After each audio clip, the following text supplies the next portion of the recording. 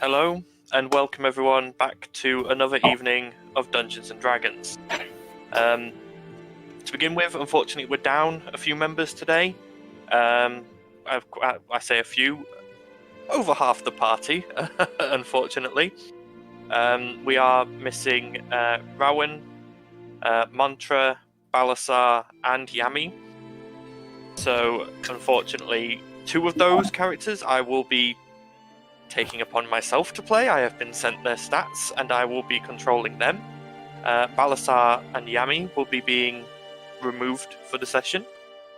We still have with us Talia. We have Valdizian. Evening.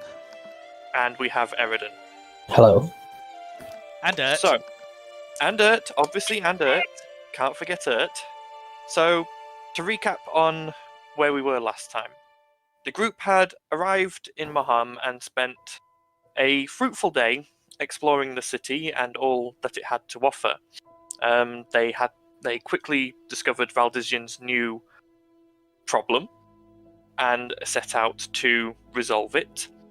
With some handy guidance from Gunter, they managed to find their way to both a clothier and a magic item shop, where they managed to find the necessary things that they needed and also gain bits and pieces of information. Yami went and found some information linked to himself, possibly about the patron who is giving him his power. Talia went and discovered quite a lot about herself, not in detail, but she found out that she is what is known as death-touched and had a communion with a god. So, some people had shopping days, some people had talk to God days. Swings and roundabouts. There was then a spirited drinking competition that ended with Valdizian and Balasar both falling unconscious due to imbibing scumball.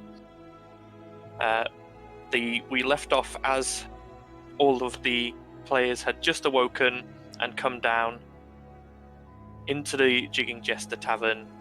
Balasar and Valdizian both the worse for wear. I mean, actually, at this point, Balasar removes herself back upstairs to go and sleep off her hangover.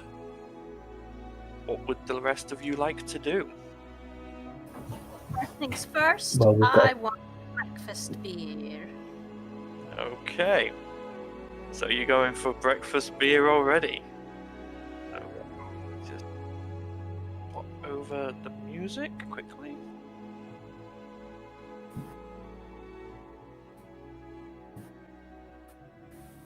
Okay.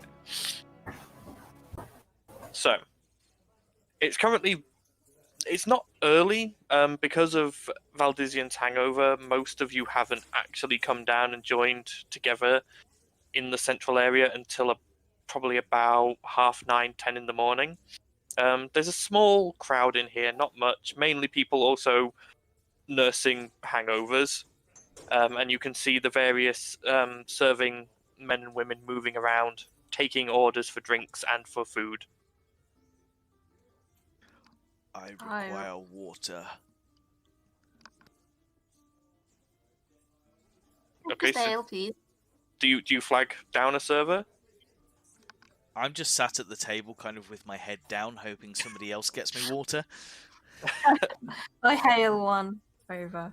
Okay, it's a young man who comes over, probably about 5'5", a shock of red hair, and the beginnings of stubble. He's like he's probably just coming up to about 18. And he goes, "Hello, how can I help?" Lots of water for my friend here, and I'll have a breakfast ale, please. Okay, breakfast ale. And yeah, he looks a bit rough, doesn't he? Oof. Drank scumball last night. Oh, I've heard bad things about that. Right, okay, lots of water. He takes a couple of notes. Anything for anyone else? And some Would you like water me and to something go? to eat. Sort of goes, just some fruit. Okay, a little one. All right, he makes another jot, and he looks around. Anything for anyone else? Rowan goes, just a breakfast ale for me, please. Eridan, would you like anything? Or are you... Yeah, I'll have the same. Okay, breakfast ale as well. All right, that'll be 3 silver in total for everything. Yeah. Oh, Takes the money, pockets it, and I'll be back with your drinks in just a second. And you see him move off across to the bar, where he immediately pulls out a large flagon, which he dips into a butt to fill with water. And he then fills 3 flagons from one of the casks at the back and brings them back over, handing the ales to the correct person and very gently placing the flagon of water in front of Valdizian. Your food will be just a couple of minutes. I'll go get it from the kitchen. And he hurries off again. I'm going to reach into my bag and grab the straw that had been in my helmet out of my bag and just stick it into the top of the flask, or the flagon, and start sipping at the water. Okay. I just rub Valdizian's back, try and make him feel better. Okay. The server comes back a few minutes later, and he's got a platter of breakfast meats, bread, and some regional cheese, which he places down. There you are. Enjoy. And he scoots off again. Obviously starts digging in with gusto, as a goblin does. Just starts grabbing handfuls of stuff and shoving it into her mouth. There is enough there if anyone else wishes to partake as well. I just sip my ale. Okay. Valdizian kind of lifts his head to look at the food and then just feels queasy again and then just pulls the water closer to him. Okay. At this point, Yami, sort of having had a couple of bits off the platter, goes, I'm going to go to the library again today, so you'll have to do without me. Is that all right? Have fun. Thank you. And he sort of scratches Jormungandr and wanders off out of the tavern. Do you think he's going to overpay for one of those private rooms again? Possibly. I absentmindedly just feed my raven. Queenie just goes...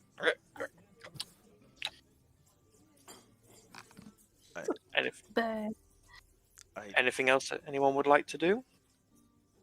Valdizian kind of raises his head a little bit and goes, I don't know what anybody else wants to do today, however, I think we need to deliver our package to the cathedral, or do whatever we needed to do. I can't remember, my mind is so foggy right now. 2 things Yeah. I'd like to do before we do that. I was thinking of trying to find a blacksmith. Do either of you know where there's a blacksmith?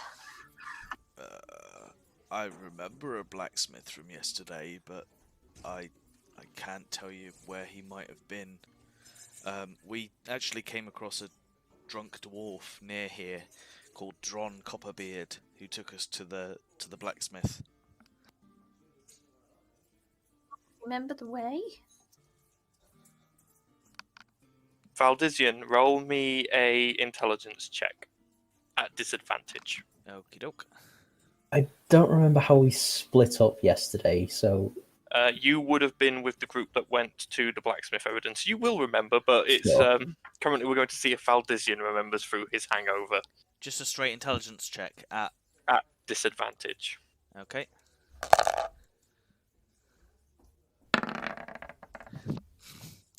That's probably a no. Yes, you suddenly sort of sit there and think back to yesterday, and like there's flashes and bits. You can remember what you generally did, but everything in between is a blur.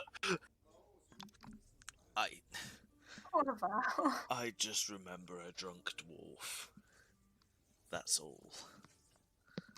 I'll say I can probably find it again. I remember the Wonderful. way. Lead the way. Okay, at this point, grabs the last few bits of her breakfast and shoves it in her mouth. Her cheek's now doing an impressive interpretation of a hamster as she sort of hops down off her chair and looking ready to go. Onward to the blacksmith. Head out. Okay. So you guys head out of the Jigging Jester, and you turn to the left, heading straight across the main crossroads, around the squat building of the Bloodied Basin, and around the back again to the smoking chimney stack and open verandas of Asgarm Arms and Armor. You can see even at this early hour, the forge is lit and is being fed by what appears to be a number of apprentices. But you currently cannot see Amara anywhere. I'll ask one of the hand people if they know where she is. The person you approach is a young-looking woman, probably halfling in origin. She's just sort of currently chucking bits of coal into the furnace, and she turns to you and goes, Amara, she normally gets here in about 10 minutes. She's just gone to check whether there's any orders from the arena or the guards post. Are you alright to wait? Fine. Okay, well, just wait around and she'll be back soon, I'm sure. Valdezine just finds a wall to lean up against and kind of rolls down the wall and sits on the floor. Okay. So, in about 10 minutes pass, and you'll watch as these workers are industrially preparing the forge for the day's work. And then you hear one of them go, here she comes now. And you turn and you see this red-skinned tiefling female with close-shaved hair, swept-back horns, moving towards you. She stands probably equal in height to you, Talia. And as you see her, you sort of go, feel like I should know this person. What was the name again? Amara Asgarm. Must be Amara. At this point, she reaches you and then sort of goes, yeah, what do you want? And then she takes a closer look at you, Talia, and goes, Commander Talia? Have we met? Talon, I was in the supply regiment. Ah, Talon. Yes, I vaguely remember that. We all thought you died. you're not far from the truth on that one. Wow. Very odd to see someone from the Talon here. Well, I mean, the Talon's disbanded, isn't it? More like taken over. Yes, I guess. I suppose you don't really know. Have you heard anything from Duranar recently? No, I can't say that I have. Right. Okay. Do you remember Darga? No? You would actually remember Darga. Darga was another commander in the Talon. He was a dwarf. Always seemed a bit sketchy to you, but you could never pin anything on him. But he always looked down, especially on other races, especially tieflings. I vaguely remember someone. Was he a dwarf? Yeah, Racist. yeah, that's him. He's the new commander-in-chief. Oh, good God. He's basically the power behind the throne now. A lot of the Talon are now members of the Standing Army. Hope that we've not just replaced one dictator with another. I did hear recently there's been a bit of overtaxation and a lot of gnolls in the area. Gnolls? I hate gnolls. Don't we all? That's killed my mother. Sorry to hear that, Commander.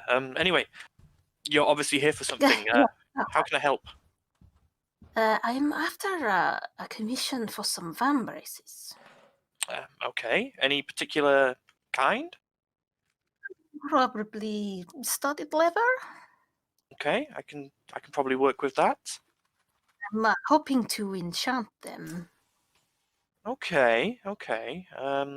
I can make some with enough room for rune etchings and that sort of thing. Be perfect. Let me just have a think. She sort of goes over to a nearby table and starts flicking through a book. I'll have some leather probably delivered later on today.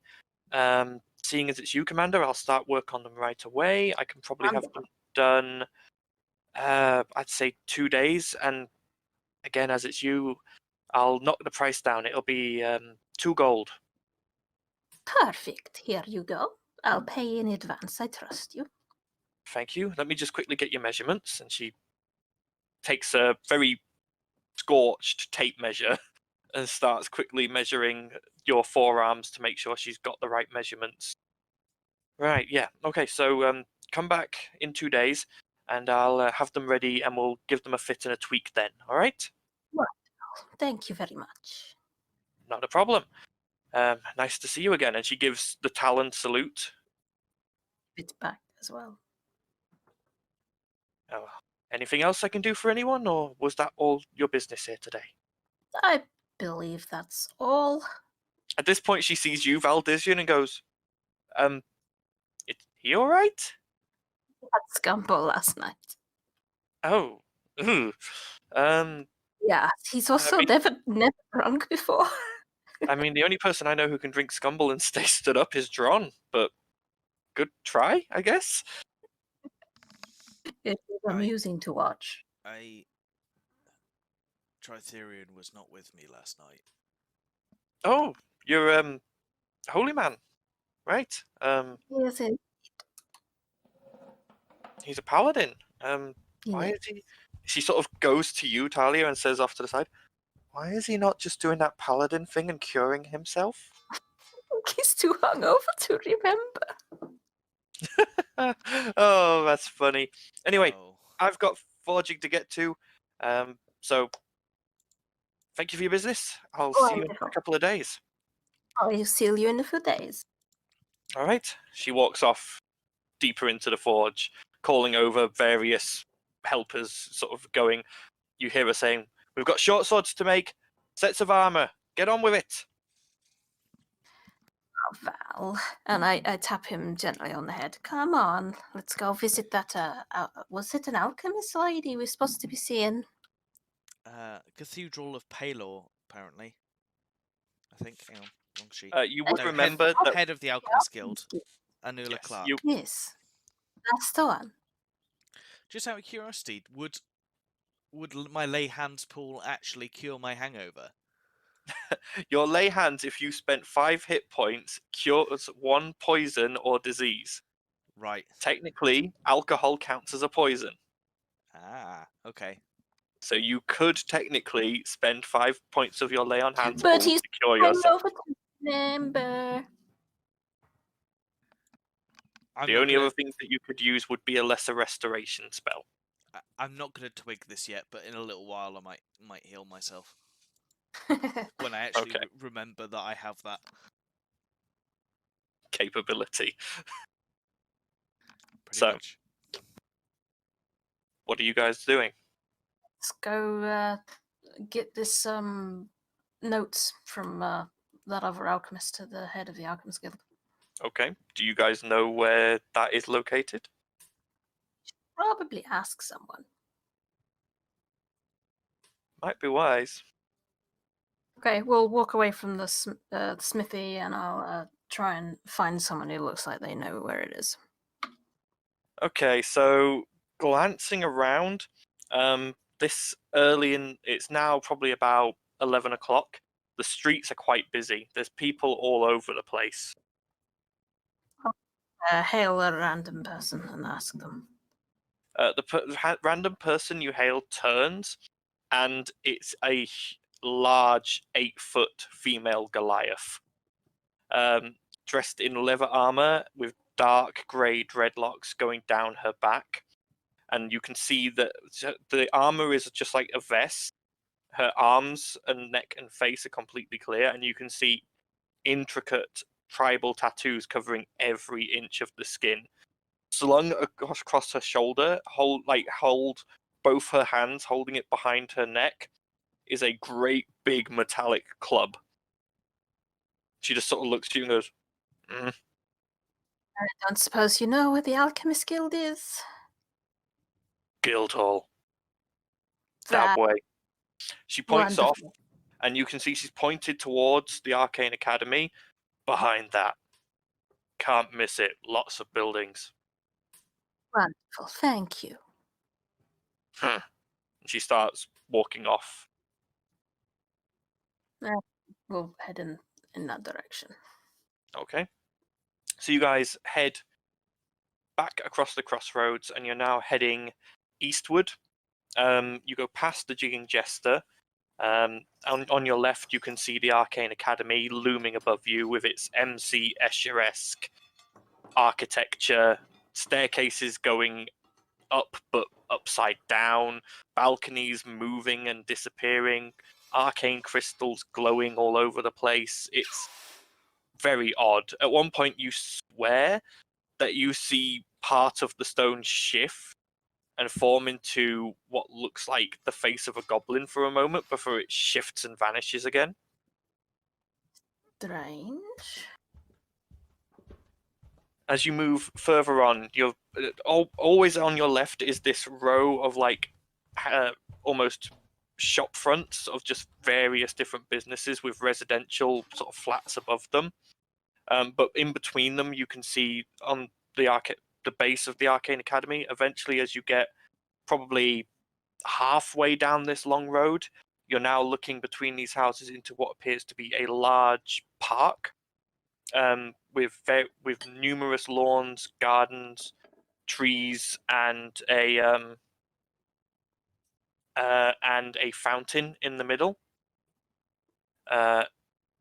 Eventually, as you get further along, you see an opening between the houses, which leads into what looks like a large series of buildings. You're guessing this is probably the guild hall. We'll make our way inside. Okay, so moving into the guild hall itself, it's a very odd place. For what you can see, it looks like every single... It's not one building. It's lots and lots of sort of small to medium-sized buildings that are all joined by walkways. And in front of each of these buildings is a different crest. You can see one that looks like mason's blocks. You see another that looks like a roll of leather. You see another one that looks like a fish. You get the feeling that each of these buildings represents a different guild.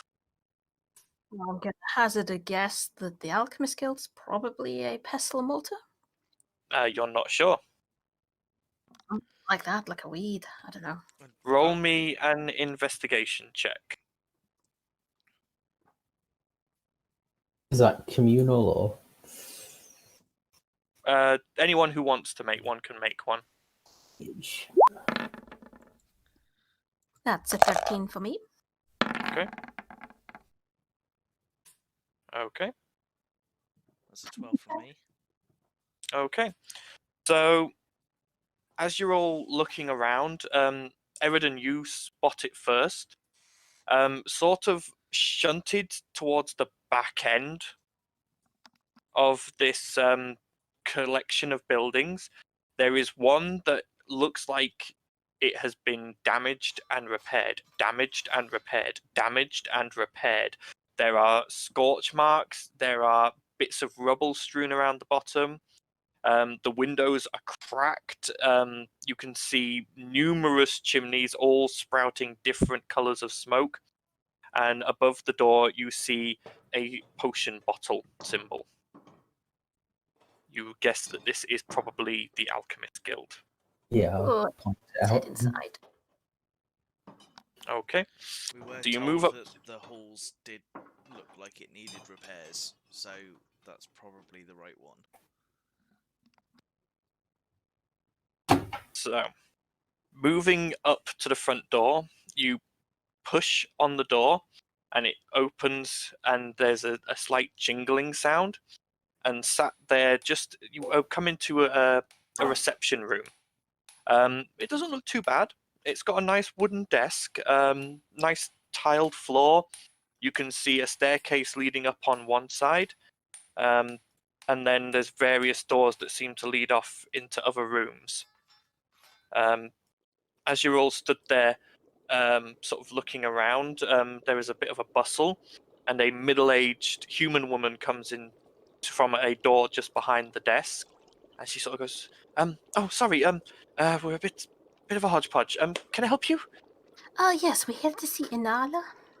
Inala, she's a bit indisposed currently. She's in one of her creative spells.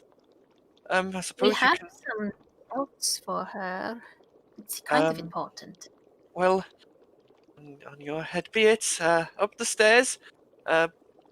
Door down the end of the hall as you turn left.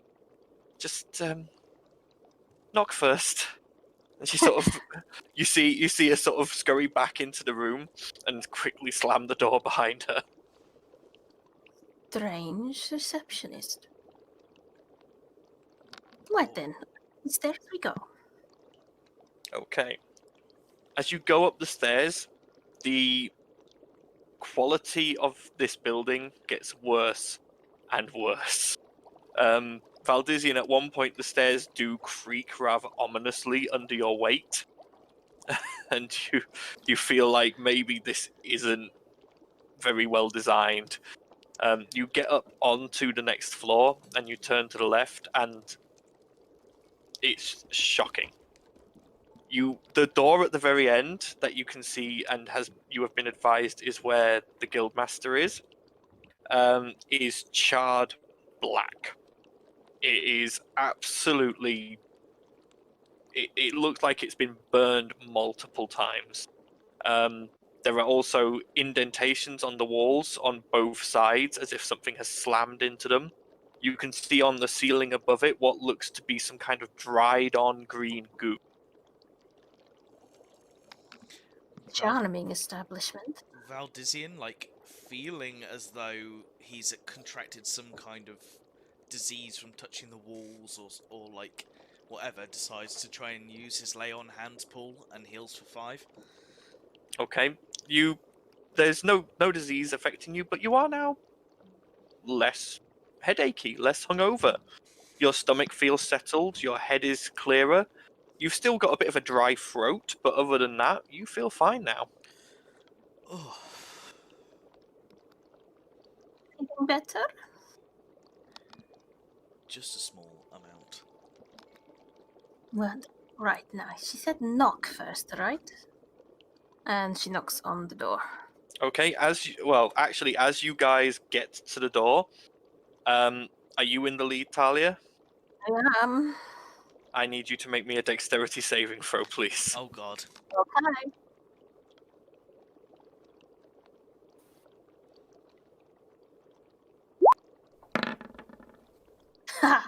Okay, Twenty. so your senses, as you go to knock, you just hear,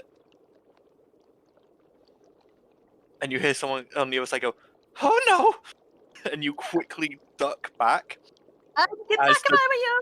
as you sort of manage to give everyone enough warning that they move back against the walls as the door explodes open, and you watch a small form fly past you, going, "Yeah!" As it lands further along, tumbles, and then sort of flops and goes, "Oh, that was the wrong compound to me." You okay? Okay, I'm fine. That was a explosion. At this point, this figure hops back onto their feet, and you can see a small female gnome. She is old for a gnome, probably getting into sort of her 300-400s. And she just has this look about her. She is, you can sort of you can sort of see her eyes are a little unfocused, like she's constantly thinking about something else. Her hair is currently completely frazzled from whatever explosion just happened, just sort of blown back away from her head in this like dark grey halo. But otherwise, she's wearing like heavy leather apron, and she's got a piece of pencil behind one ear, a set of goggles on with multiple lenses that can be brought down in front of each eye. There's tools in every available pocket, and she's sort of dusting herself off. Hello, can I help you? Inala, She rushes back into the room. Oh, it's ruined! Just kind of follow in and like kind of poke my head in the door. The- Inala? The room is a mess. There is a workbench that is now just a blackened soot top. There is smashed glass everywhere, and you can see just remains of what would have been notes just sort of have been blown all over the room, which she's quickly gathering up. No. Try to help you pick them up. Don't touch that. She slaps your hand and quickly grabs it off you. And she quickly grabs them all and shoves them in a desk. No stealing my secrets! What's That- the secret? I'm trying Who to are see you? if you What know. are you doing here? Valdezine Wait. kind of coughs to clear his throat and goes, we've been sent by Absum with some notes for you. Absum. Oh, the silly boy! What does he want? Some notes for a potion or. Oh, well, or come a- on, show. Sure. Let's see what he's Here, done. here, take it. Jesus. Sort of takes the notes and starts flicking through them. You wonder if she's actually reading them, but then you see her eyes racing down the page as she flicks and flicks and flicks and flicks. Ooh! Oh, no, that's interesting. Oh, I thought you were silly, Absum, but apparently there is a brain in there after all. Guys, Very interesting, very interesting. Whoever would have thought you could have synthesized an antidote for abyss dust? I'm going to have to try this myself. Ooh. Oh, that's very interesting compound usage. Yes. Hello. Oh, you're still here. yeah. Okay. Well, thank you for this.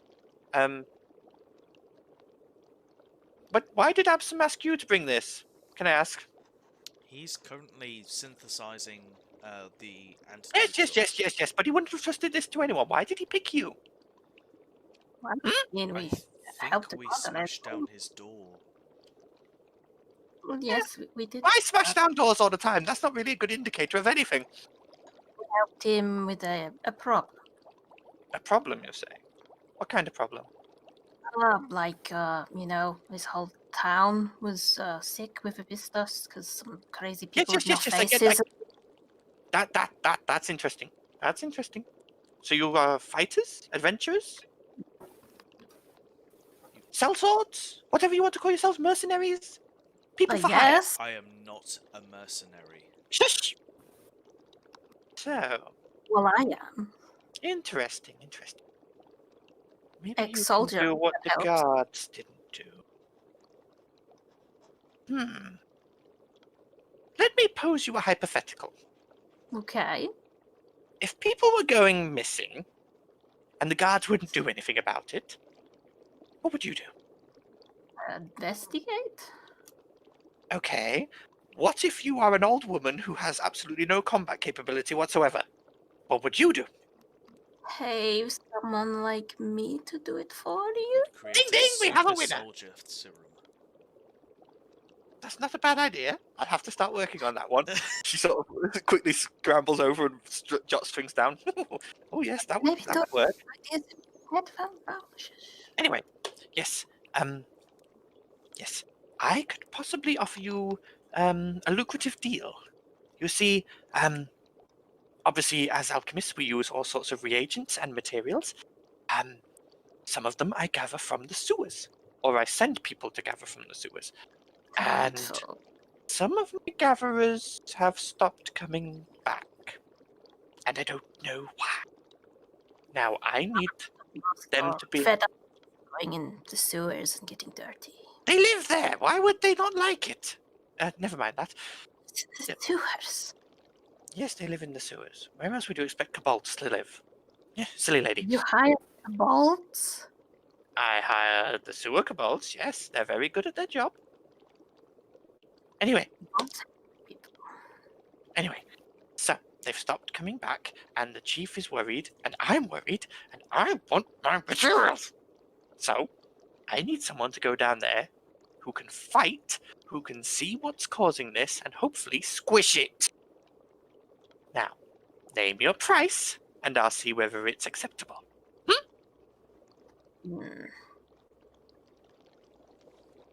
What do you think, Val? Ayrton? If there is a creature that is taking the lives of somebody that's being paid to do something, I would love to investigate anyway, regardless of the price. However, Well, I'm going to want the price if I'm going to go in the sewer. No offense. None taken. if I was looking for a price myself, we met a woman yesterday called Wilma who runs a magic shop that could do with a little bit more work coming her way to keep her life and keep. Don't use magic. I'm a scientist, dear. However, you But- are part of this area, so you might be able to pull some Yes. strings. I'm part of this area, but you have to understand something. Amongst the guilds, the alchemists are the weird cousin. We're useful, but we're not respected.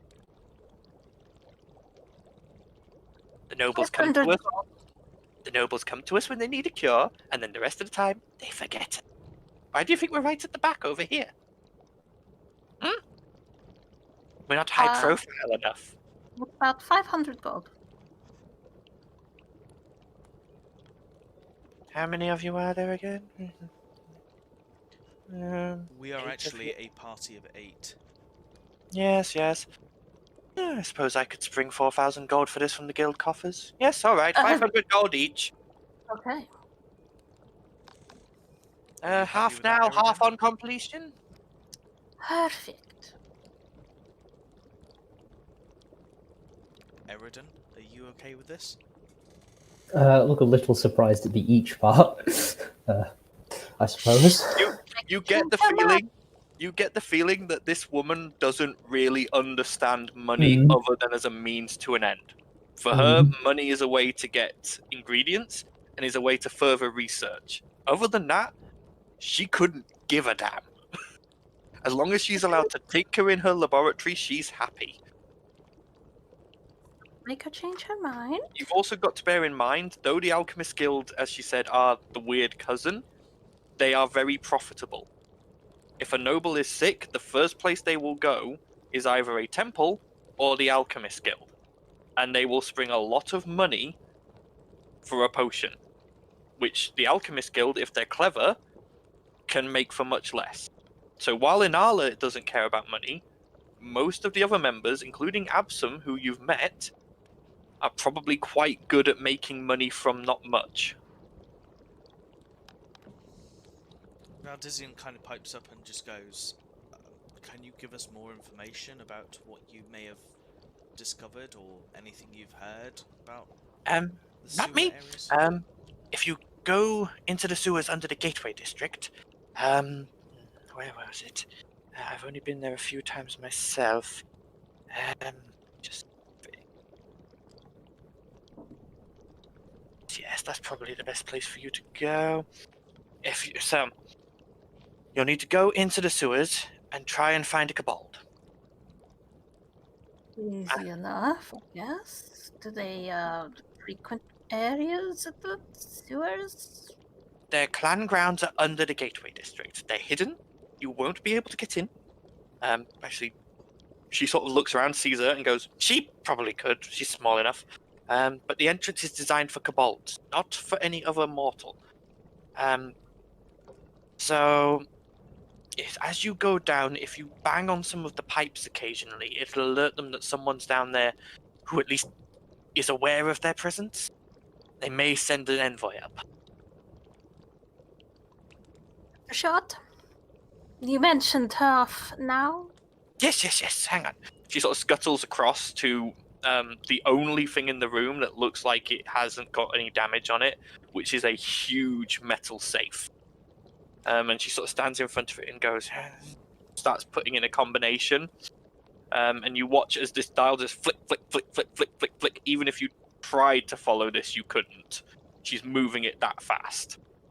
And eventually there's a click and she opens it, and inside you can see stacks of platinum. You see rare gems, rare metals, rare items. You swear at the back you can see a blood red vial that looks like it is filled with blood that is on fire. Cool. Now, I said our party was 8. We actually have another 3 that currently aren't with us. Nope, only the ones going down in the sewer will get the money. I'm not paying people to do nothing. Anyway, she quickly scoops, so this would be 2,000 gold's worth of coins into a bag, and closes the safe again and locks it and goes, here! Excellent. Take that. Oh, I suppose I can throw in a sweetener. And she quickly scuttles over to a stand in a corner. You say 2,000? 2,000 gold. You can put that down as platinum if you wish, or gold. It's up to you. She's basically just scraped loads of money into a bag, counting it as you went. You divide it between everyone, right? So I need to add 250 to Rowan. And mantra for when she gets there, because I'm assuming you'll give her her cut when she gets there. Yes. Okay. So that's 200 each then, yes? Yeah.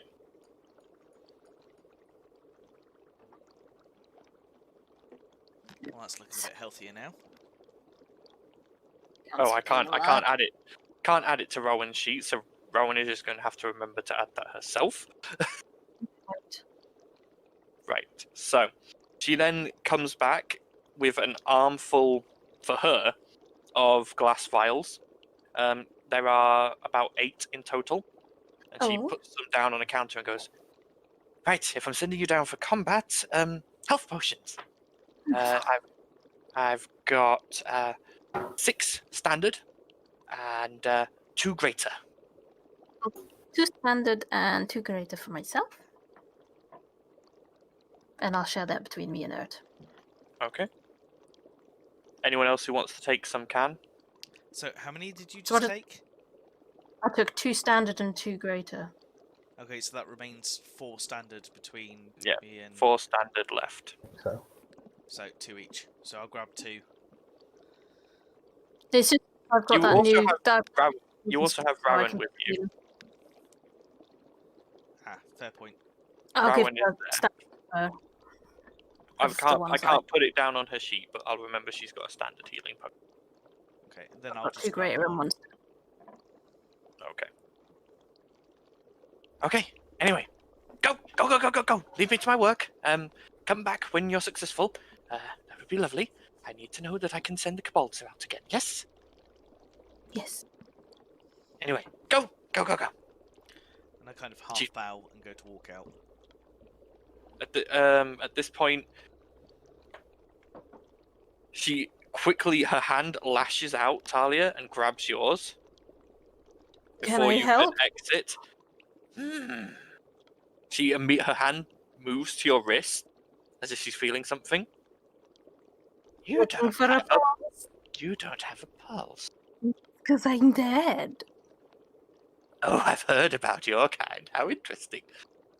I don't suppose I could persuade you to stay behind, do some experiments with me? No.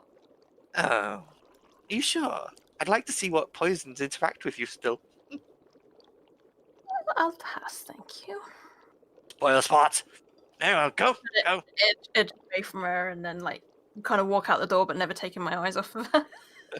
As soon as you guys are out of her room, she slams the door closed again, and you can hear just the beginnings of what sounds like a brush scraping up glass. Well, that was an easy way to make gold. Shall we go to the sewers? We should, considering that's what we've agreed to do. Well, yeah. To the sewers, gate. Okay, so you guys move back outside, and as you exit the Alchemist Guild, you see a familiar sight. A pink-skinned and pink-haired tiefling. Mantra, darling. Hello. We kind of got separated. Hope you don't mind if I join you all again.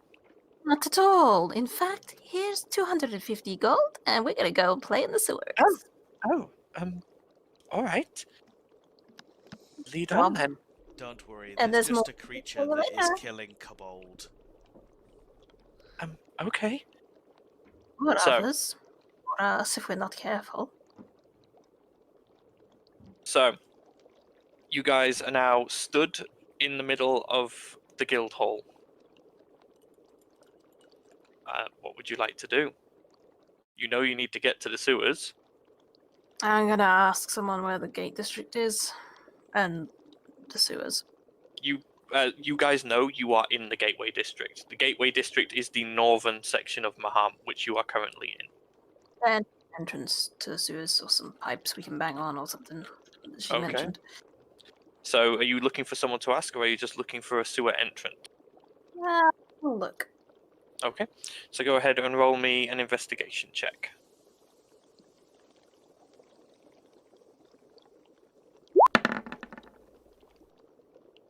Okay.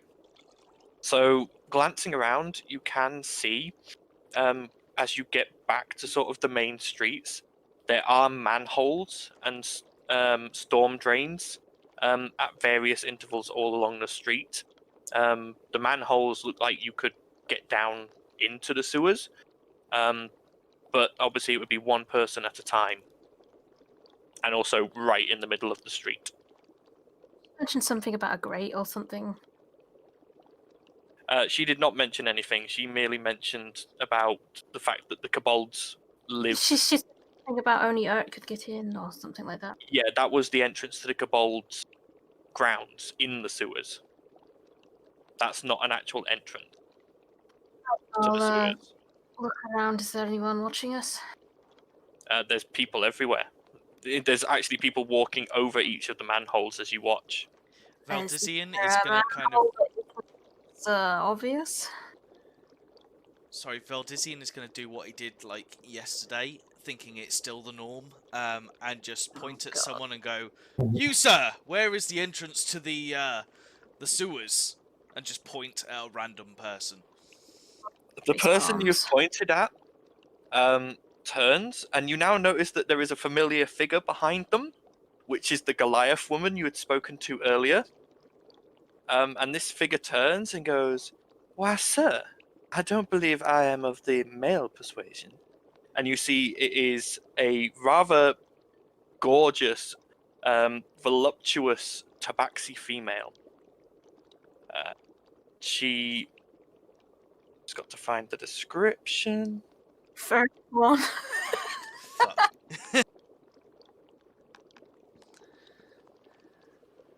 Where is that? Here we go.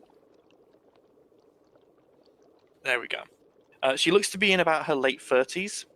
She has white fur with a Cute. couple of spots of black speckled across her nose and going down her cleavage. Her hair is a dark, flowing black, which she keeps tied in a bun with needles through it.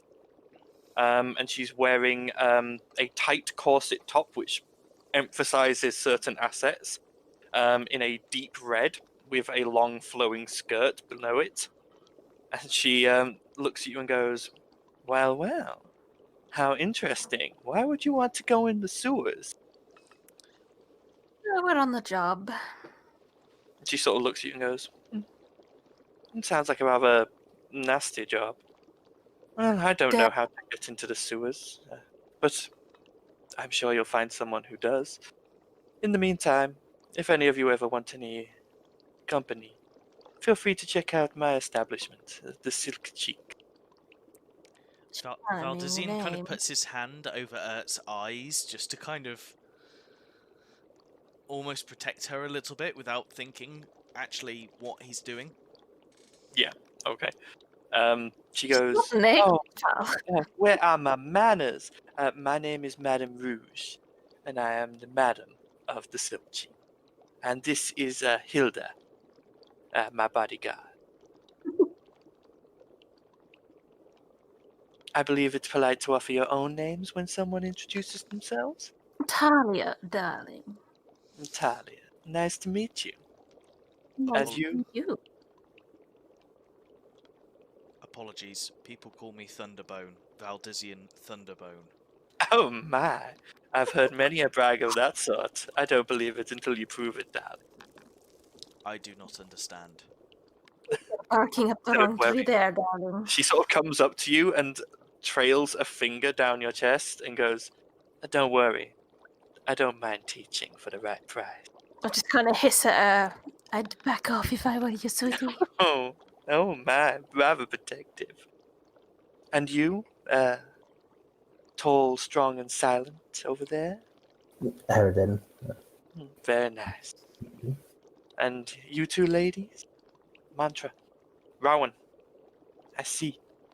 Well, I've given my invitation. I must be off. One of the nobles has requested my presence. Oh well, we'll see whether he's got the money for me. Bye-bye. As she walks Bye. off, Hilda sort of looks at you, especially at you, Talia, and just glares. And sort of, you see the bat that's held behind her head bend, and her muscles are all standing out on her arms before she turns and starts strolling off. I just blow her a kiss. Well, she was charming. Not. Right, let's find another entrance. Shall I call for another person? Please don't. How do you meet all the NPCs? Let Valdisian talk to people. Val, I don't think anyone's told you this, but maybe don't just point to random people and demand they tell you something. It's how people spoke yesterday. It's a little different when you do it. In what sense? You're very loud, you're very large, and you scare people. So should I be louder? Quieter. You, sir! I point at another Oh. random person. So now. This time, it's a wealthy-looking gentleman, very thin, with slicked back blonde hair, and he sort of goes, "Who, me?" And I'm gonna go right up to him, so I'm very, very close, and give him, like, the weirdest smile. Like, I don't know how to smile, but I'm trying to force a smile, and go, "Good morning! Do you know where the entrance to the... well, to the sewers are?" And continue smiling this grotesque, weird smile. Roll a persuasion check at disadvantage. I believe you have a one. So no.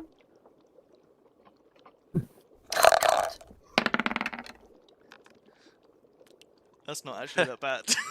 That's not that bad. He sort of goes, he's quailing under your smile. He looks like he is about ready to piss his pants and run away, but he goes, the manhole covers, or I believe the outlets in Grimhaven. Okay? Can I go, please?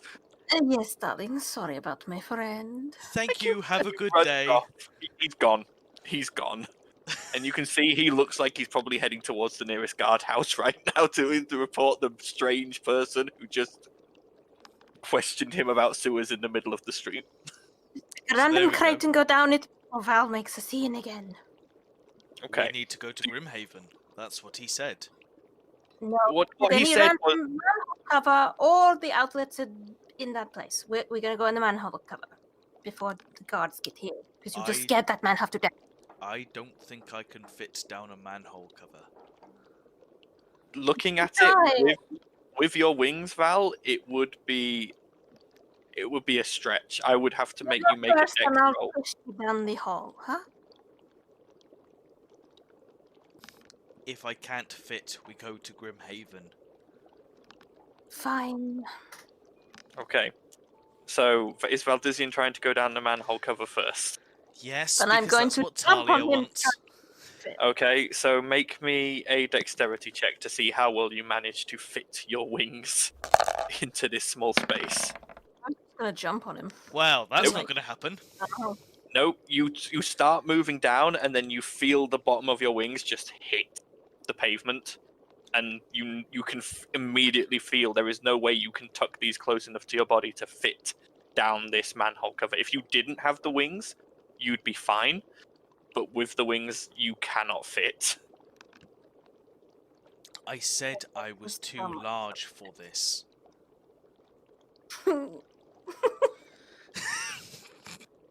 Keep it clean. I was going to say, Thunderbolt is strikes that again. Tabaxi still around?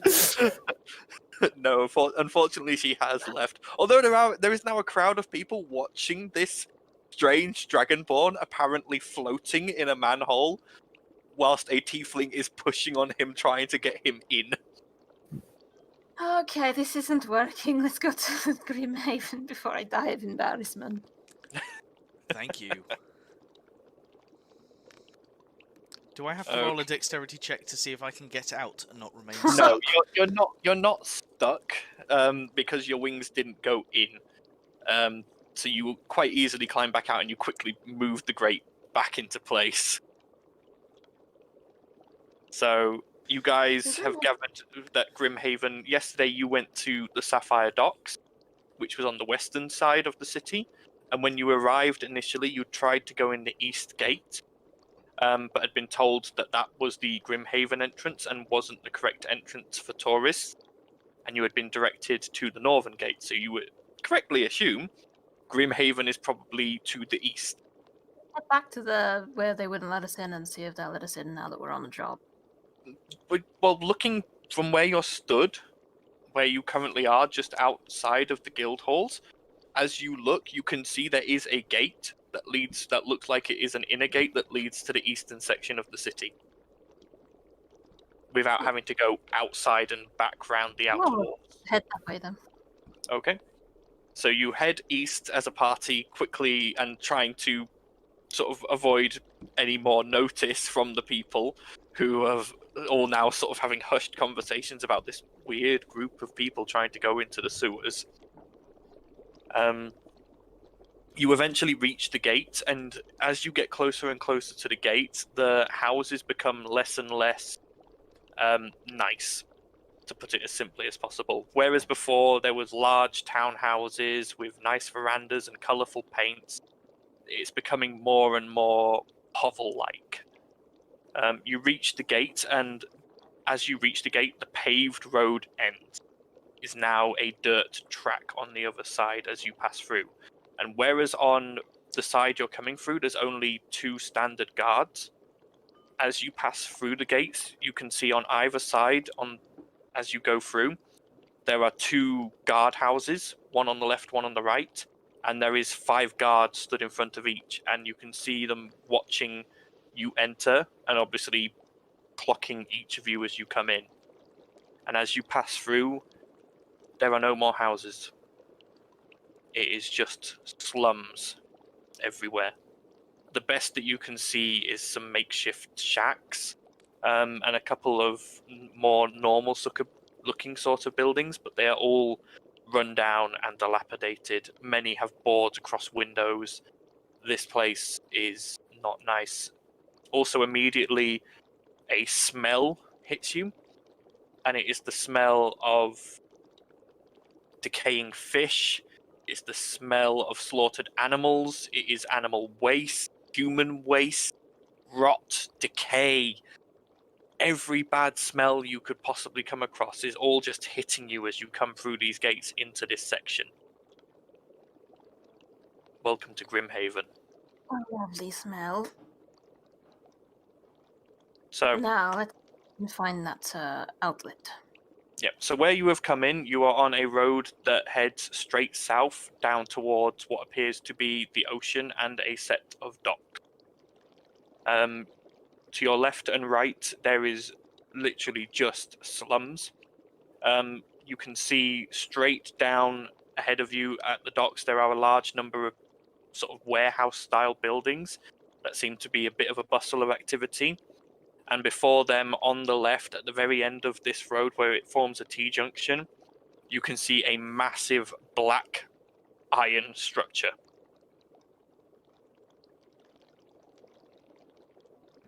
On the way down to the direction we're going, every now and again, I'm just going to drop a gold coin into the mud and then stamp on it, knowing that somebody will find it later down the line, trying to give some cash back to the area. Okay. As you're doing that, you watch as... and roll me a quick perception check.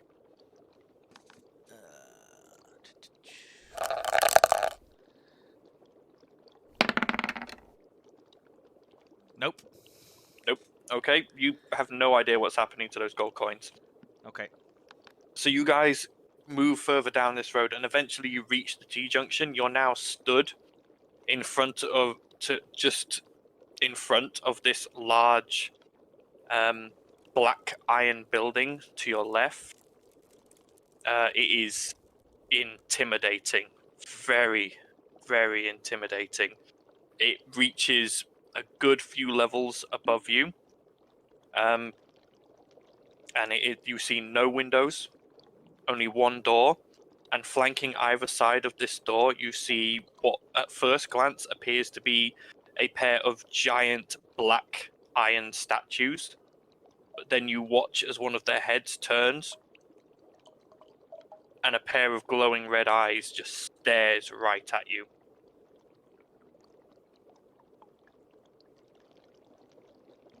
Who wants to go first? You are now stood at a T-junction. To your left, you can see the road eventually leads to the gate that you initially tried to come in. To the right, it goes down along the docks. Further down, you can see what looks like a tavern sign. You can't quite read what it says from here. And directly across from you, there is the warehouses and the docks. The water here, unlike in the Sapphire docks, the water was beautifully blue and clear. Here, it is brown. And you get the feeling that probably the sewer outlets straight into the ocean. Wonderful. Shall we? You first. Coward. Okay. I go first. Okay. So, whereabouts are you heading? To the outlet thing. You can't see the outlet, you've just I mean, made the I look- assumption. So you're going straight across towards the docks? Okay. So as you go straight across, there is currently a large warehouse building in front of you. You can either skirt around it to the right or to the left. To the right. Okay. Going around to the right, you eventually draw a level with the tavern that you had seen before. And you can now see that the name emblazoned above the door on a rather ragged-looking sign reads The Soggy Sheep. Eventually, Sheep. Or The soggy- soggy. the Soggy Sheep, as in the animal. Sounds rather Okay. Welsh. So, you eventually reach the end of this factory and you manage to turn and go around it. You are now stood on the edge of the docks and you can see the brown ocean spreading out before you. You can see numerous ships coming in, some of them offloading what looks to be animals, some of them offloading lumber, stone, basically any raw material. And you get the feeling the Sapphire docks you were in yesterday is where exotic goods and worked materials are traded.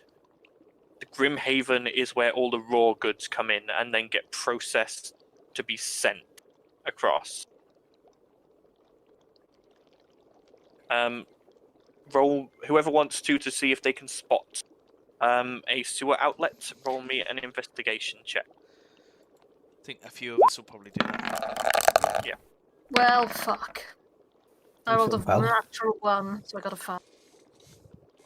Oh, it's a good thing the DC on this wasn't high, isn't it? Mm-hmm. So, whilst Talia and Eridan are sort of glancing around and not seeing. Valdizian, you sort of glance over the edge, and you see just a bit to your left a large pipe that is just spewing out.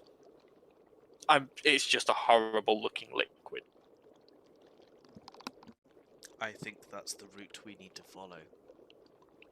I take one look at it and just kind of sigh. I should have asked for more gold. Okay.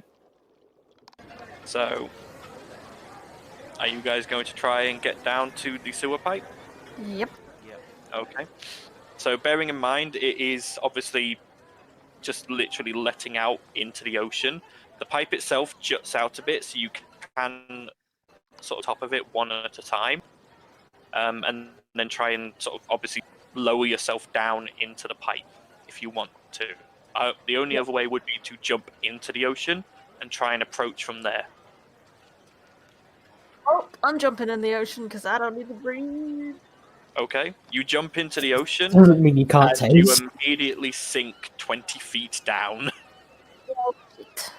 You are now stood at the bottom of the ocean. You have zero visibility as the water is disgustingly murky, and you just feel dirty. I'm gonna turn to what I think is the direction I need to go and just walk. Okay, so the pipe is now above your head. You are going to have to either swim back up and try and climb into it, or you are going to have to climb the wall and then climb the underside of the pipe to get into it. Swim. I'll swim. I'm sorry. Okay, so you swim up and you break the surface. Roll me a d20. I'm going to see where you come up.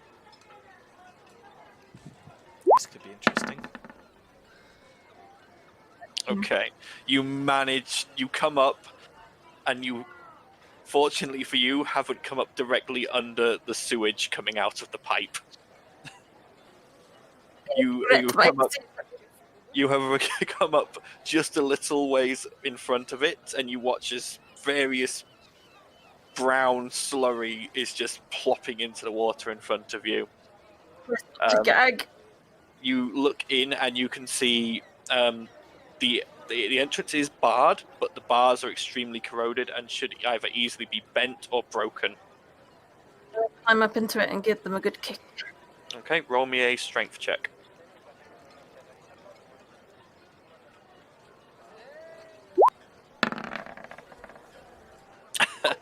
You give them a kick, they don't budge. Modifier. Yeah, they don't budge. Can I try again? You can try again if you want. A little better, 12. This time they do bend a bit, but you can tell you probably need someone a bit stronger to come down here and give them a bit more of a hefty shove. Wow! Get down here. Do I even hear that? Yeah, you can hear it. Okay. It's not. You guys are stood fairly close to the edge, having just sort of watched her plump into the water. Alright, I'm gonna jump into the pipe. Okay, so you just sort of roll me an athletics check. See how well you manage to grab the edge and swing yourself in. Yeah. Athletics. Alright.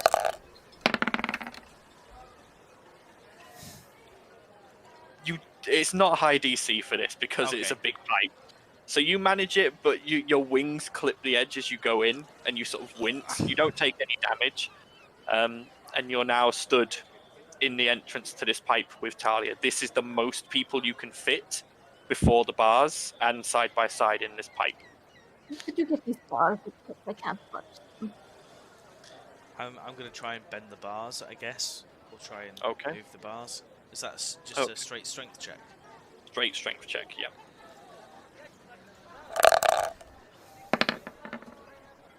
Oh. There we go. As you watch, Val reaches forward and the muscles along his arms bulge. And he pulls the bars apart. There is now a large enough space for a single person to pass through the bars at a time, including Valdizian. I'm gonna look back at Talia and try and give her my smile because I'm so proud, but it comes out all kind of distorted again. In and show my thangs as well. Okay. So, do you two pass in?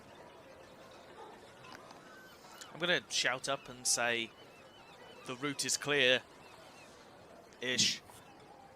Okay. Wait, Earth. What was that? Where's Earth? Ert is still up on the docks. Shit. I guess. Oh, by the way, Talia, Queenie is currently giving you evils Mhm. because you just jumped into sewage with her on your shoulder. Could have flown away, you know. Like later. You decided to come with me. Sort of ruffles its feathers and shakes some sewage down the neck of your shirt. Bleh. I hope this city doesn't work. So, before any of the others can come down, one of you has got to go into these sewers. I'll go. I already think to do. Okay, so you move through the bars and into the pipe. You can see that it continues for a long, long way ahead of you, with just this constant trickle of disgustingness coming down it. What? Okay, so at this point, Ert goes, I'll go next. And Ert moves to the edge of the pipe and goes, Val, help me down. I'm gonna reach up and just grab her and bring her down. Yep. She then scuttles off into the pipe. If the rest of you want, you won't have to make an athletics check if Val stays there to help you into the pipe. I'm gonna help people down. Yep. Sure. So you help Eridan down and into the pipe, Rowan and Mantra, one after the other, and now everyone is now going into the sewers. So it is smelly, it is unpleasant, and it is dark. Yeah, I For can those see. of you with dark vision, you can see the 30 feet of your dark vision. Thank you for dark.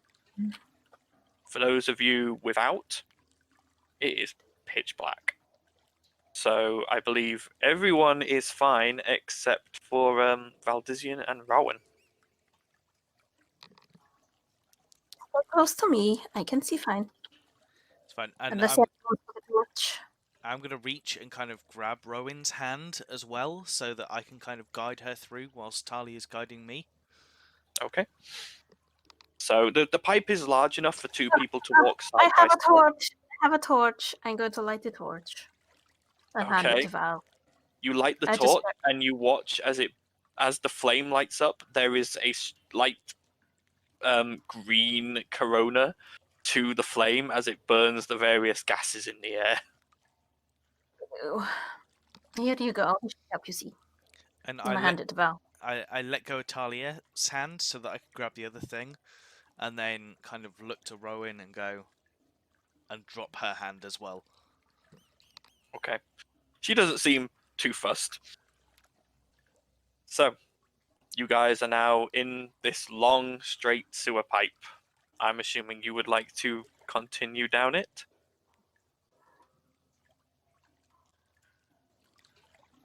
Yes. Let's go. Okay. So you guys start heading along the sewer pipe. You keep going and going and going. And damn, this is a long pipe. Eventually, though, it opens out into a classic sort of sewer. A central run of water with two pathways on either side. Which way should we go now? Yeah. As you come to it, it is a T-junction from the pipe. You can either go left or right. And I'm gonna try and sniff to see which one smells worst. First off, roll me a Constitution saving throw. Oh god. You've just sniffed deeply in a sewer. Blech. Yeah, you're all right. You sort of gag for a moment from just the scent of feces, but you manage to sort of hold it in. nothing smells clean down here. I would not breathe so deeply if I were you. So no root smells worse than the other. Not that you can tell from smell. You can roll me a survival check to see if you can figure out directions down here, like north, fine. south, east, and west. Okay. Nope. You have no idea.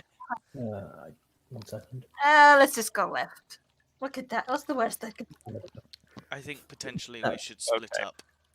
Eridan, you would know as you had come in from the south. If you go left, you would be heading east. If you go right, you would be heading west.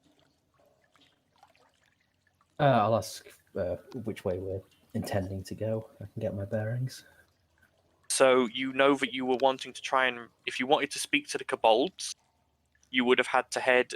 You would have wanted to be in the sewers of the Gateway District, which would be to the north. Sure. I'll head that way and tell people to follow me. Okay, there is currently no north passage. It's east or west. Fair enough. Let's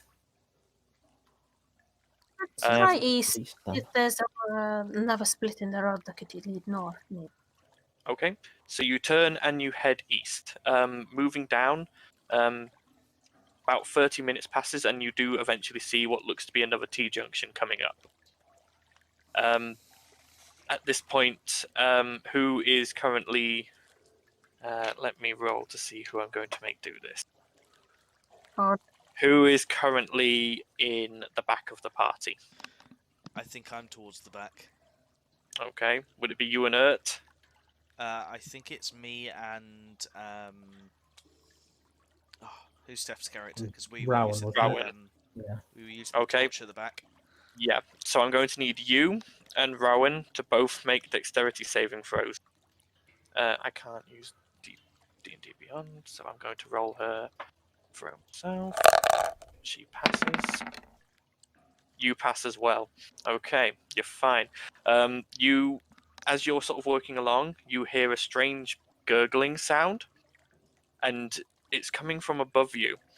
And you quickly both flatten yourselves against the wall as you just watch sewage drop from the ceiling onto where you were just stood and slop off into the central canal.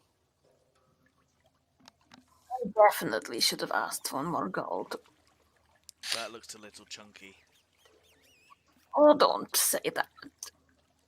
So, you guys have now reached the next intersection. You can either turn right, which would lead you northwards, or continue going eastward. All right. Okay. So you turn to the right, and you walk about 10 minutes this time, and now the tunnel immediately turns towards the west. And you can see further down it does, but it then further down does turn again in an L shape, heading back towards the north. Yeah, I guess. Okay. So you head down this tunnel, and as you get about halfway, you realize something. There's light at the end in the next sort of section, the next northern section. There are torches lit on the walls. Should we head towards the light then? Perhaps it's the cabal? Perhaps. Let's be on our guard, and we'll move towards the lights. Okay. So you move off towards the lights. Eventually, you come to the end of this western stretch of tunnel, and it opens out into a much wider canal of the sewers. The sewers themselves are now probably about 50 feet across, 45 to 50 feet in width. The central canal itself is 10 feet wide. And you can see that this stretches on for a good distance towards the north. But there are torches lit every 20 feet or so. Well, we don't need that torch anymore. I'll take that back, please. I'm gonna hand it back. Okay. I'm gonna grab Yeah, a I'm pretty random piece of like rock or something that I have with me, and I'm gonna throw that into the middle of where the water is. What would Okay. you do that for? Okay, so you throw a piece of rock into the water.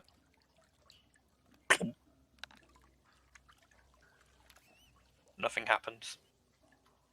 Val, please don't throw on rocks. You don't know what's in the water. Exactly. If I throw a rock, I'll find out what's in the water, and then Yes, nothing can so sneak might up hit on. it and piss it off, and then it might try and eat us. Better us seeing it front on than it attacking us from behind. Let's keep going. Okay. So you guys start heading down along the tunnel. When you're about a quarter of the way down it, I'd like everyone to make me a perception check.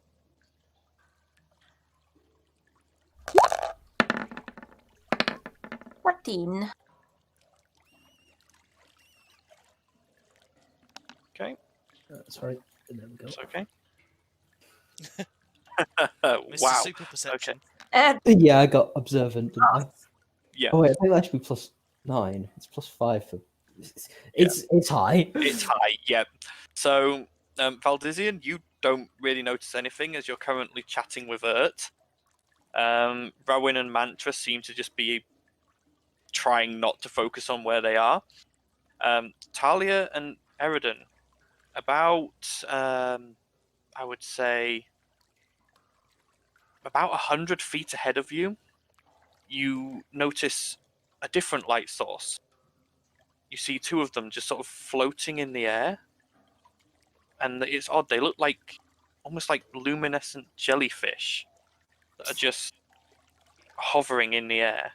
And as you watch, they both just dive into the water. I don't like the look of those.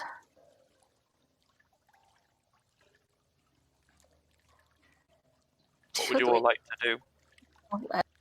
I guess we have to move forward. Well, I noticed bugger all, so I'm going to keep moving forward. Okay. At this Val, point, I am going let's to make sure change the map. Yeah.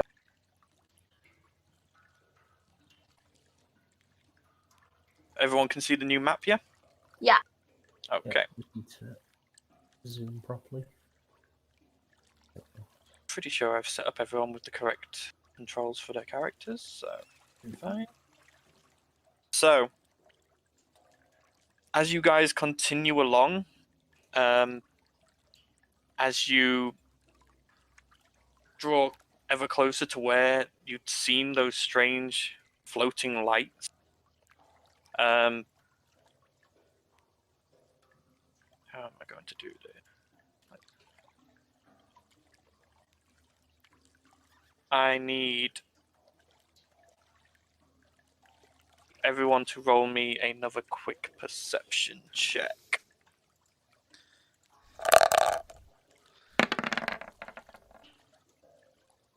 In. Nope. Do you want me to roll one for Ert as well? You can roll for Ert as well if you want, yep.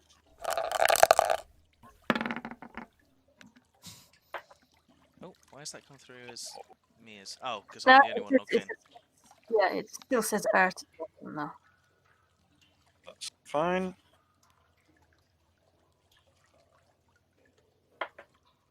Okay. So, of the two, Ert, Talia, and Eridan, Valdizian, again, you notice nothing.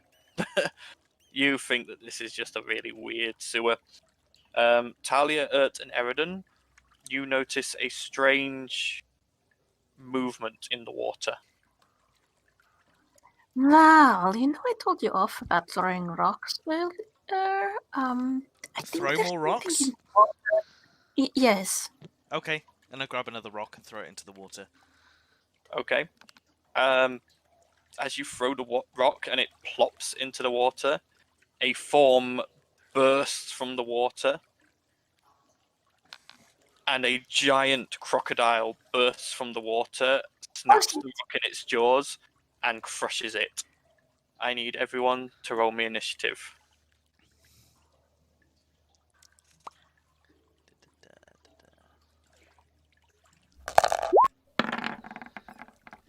Oh, that was it. 23! And that was a natural 20! Nice. That's one for me and one for Et. One for each of you. Oh, I see, yeah. I'll do that in a second. Hang on. I've just got to figure out these guys. And there we go. And then put myself back onto the right view. So I can set you turns. So Valdisian's is 10.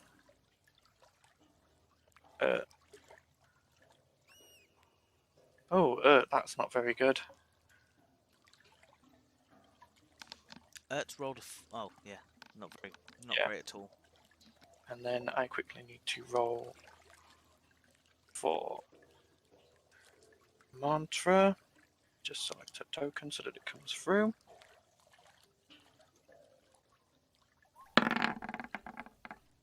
Not terrible. And then Rowan. I'll have to roll that one. Yeah, not terrible.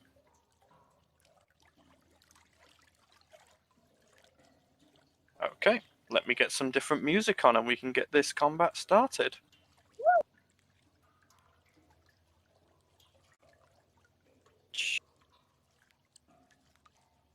This is the problem when you get to doing combat on Roll20. You're just like, oh wait, hang on, I've got like so much stuff to do in like so little time.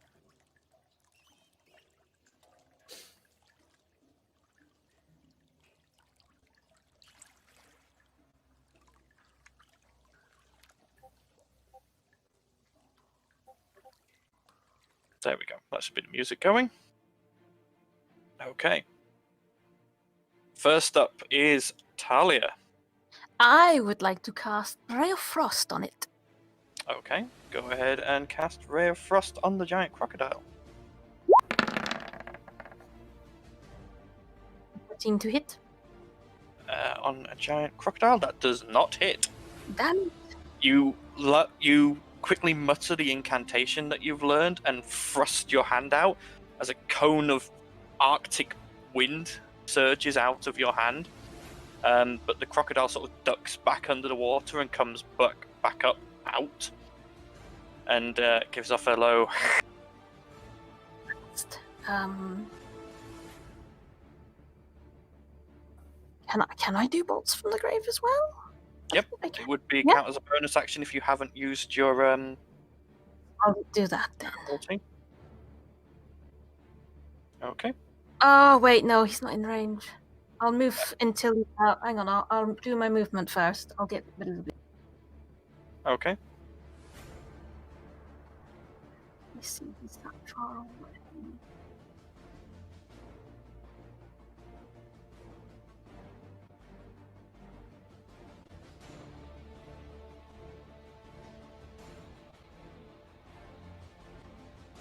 Bear with me a sec, this is videos. Not a problem.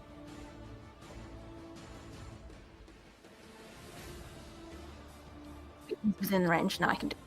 Okay, yep. Do your bolts from the grave.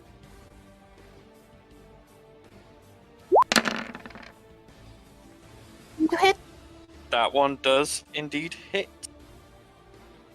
That's So you 10 damage. Okay. Oh wait. That's because I've used the wrong stats. Aha, there we go. So you watch as your necrotic bolts slam into this crocodile, and you watch as pieces of flesh just gouge off it. No. Okay. Is that the end of your turn? That is, yes. Okay. It's now their turn. The crocodile. There? I thought there was only one. There. Yes, there. The crocodile is going to lunge up out of the water onto the thing, and is going to attempt to make a claw attack against you, Talia. Oh, not a claw attack, a bite attack, sorry. That's a 6 to hit. That's a miss. That is indeed a miss. So, the next thing, you're going to hate me for this, but suddenly descending from the ceiling, landing with a thump behind you, a giant spider appears. Wonderful. And seeing as you did not know it was there, it has advantage on the attack. So it is going to make a bite attack against you. It's a natural 20. Oh, for fuck's sake. So, and I'm not even using the Vox Machina die. So that is 7 piercing damage to you. Okay, 1 second. And I need you to make a Constitution saving throw.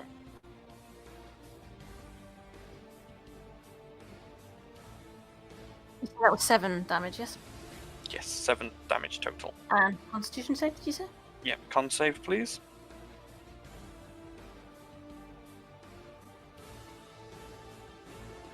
I have advantage, don't I? If it's poison. Disease Yes, and poison. yes, you are resistant, so you have advantage against it. Yeah, you're fine. 17. You feel the poison starting to burn into you as it lands a bite on your shoulder, which you didn't even know it was there. Ow! Shrunk the poison off.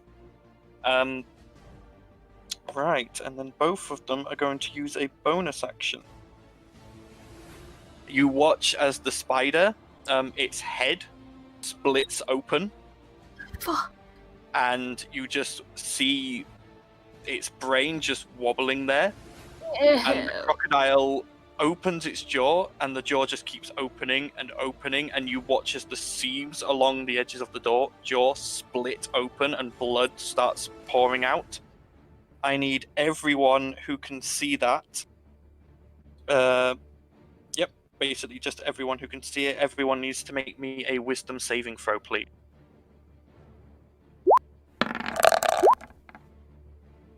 Nice. So, 6. Talia, you fail. Ert fails. Ert 3. fails. Valdizian passes. So you are now frightened, Talia.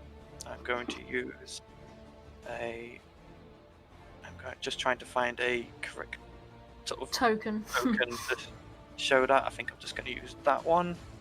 Ert is now frightened.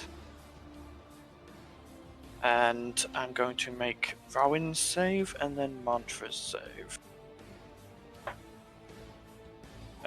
Rowan saves. And Mantra's save.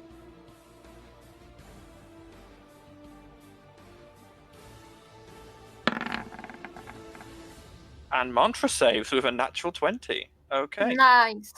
So those of you who saved, just so you're aware, you are now immune to this effect for the next 24 hours. Whereas I'm just like, oh god, oh god. Yes, you are now frightened of both of these creatures. Don't I have to move away from them because I can't approach them, can I? Yeah, if you use any movement on your turn, you must use it to move away from them, and all attacks against them are at disadvantage. Okay. As if I didn't have disadvantage already. So, that is the end of their turn. Rowan's turn. Oh, this is going to be fun. Here we go. Get them with your health magic, Rowan. So Rowan is going to cast Magic Missile, aiming at the crocodile. I don't know why Roll20 makes your dice black. Because my Implying colour's that it black. doesn't No, but I mean in the sense of it's entirely black, like a shadow, like it's trying to hide what number you roll, but then it tells us what you roll in the chat. Don't know. So that's fires 3, so she's going to fire 2 at the crocodile and 1 at the spider because it only takes 2 to kill the crocodile. Cool. So Isn't yep. magic missile an automatic hit, isn't it? Yeah. So the crocodile is now deceased. You watch as the magic missiles just slam into its body, and it just sort of, it almost seems to fall apart. It seems to just sort of collapse into a pile. And the spider takes itch damage. Okay. And Rowan is then going to move back a bit. And that ends her turn. Eridan, it's now your turn.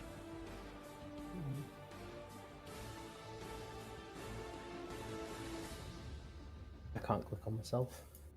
Can you not? Oh, let me change that. Whoops. Oh no, I'm on. Oh, it's because you've got the ruler. Yeah, I wish like the ruler was like you could map it so that you could like right click and it would be ruler and then left click to actually move, because it's so fiddly swapping between the two, because you're using the ruler to find out your range and then you're like, why can't I move? Yeah. Oh wait, I've got to go back to this selection thing. Yeah. So bonus action, shillelagh. Okay. Shillelagh. Shillelagh. Baby.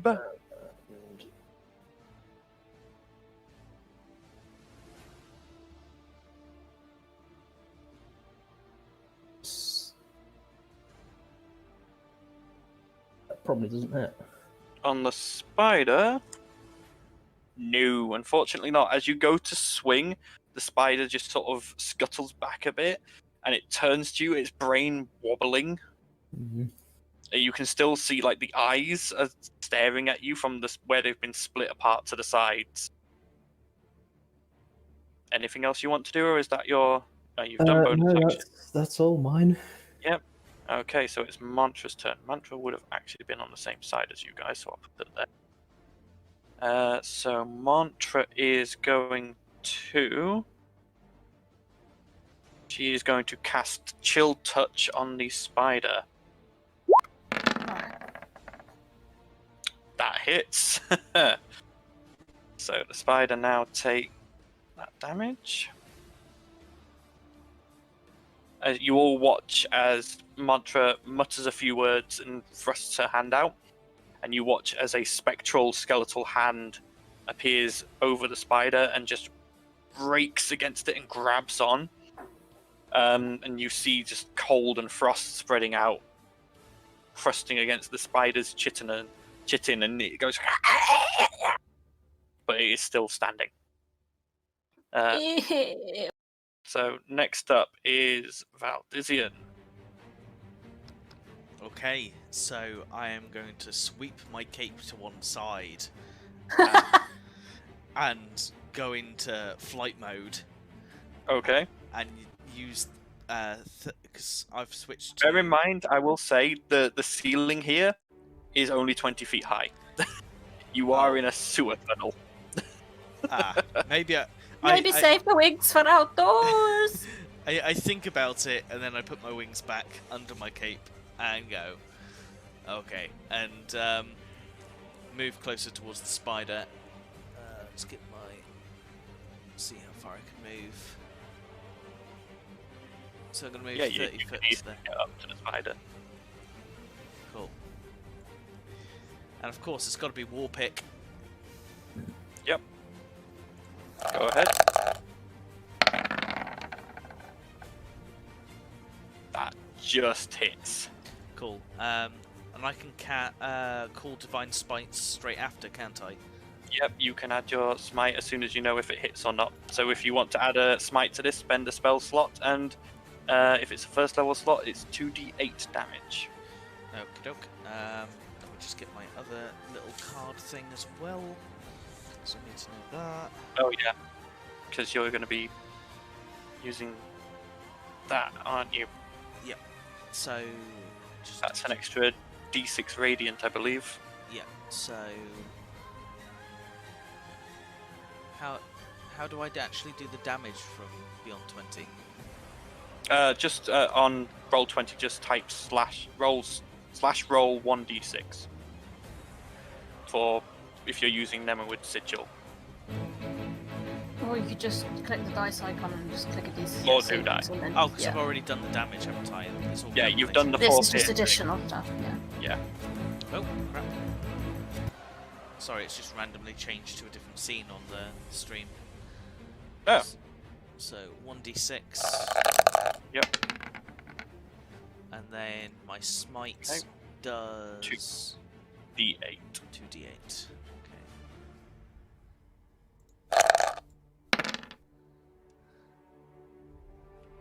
Cool.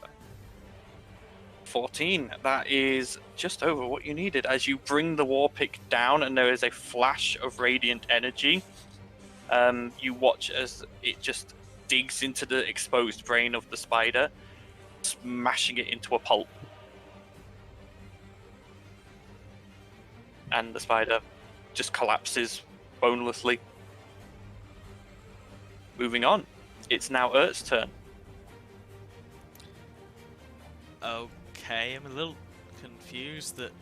So Ert is currently scared, so she can't move any closer to either of the dead bodies. Okay, Combat ends when I say. yeah, no, I figured. I was like, why are we still continuing? Something stab me! See what I can, just having a look through her spells again.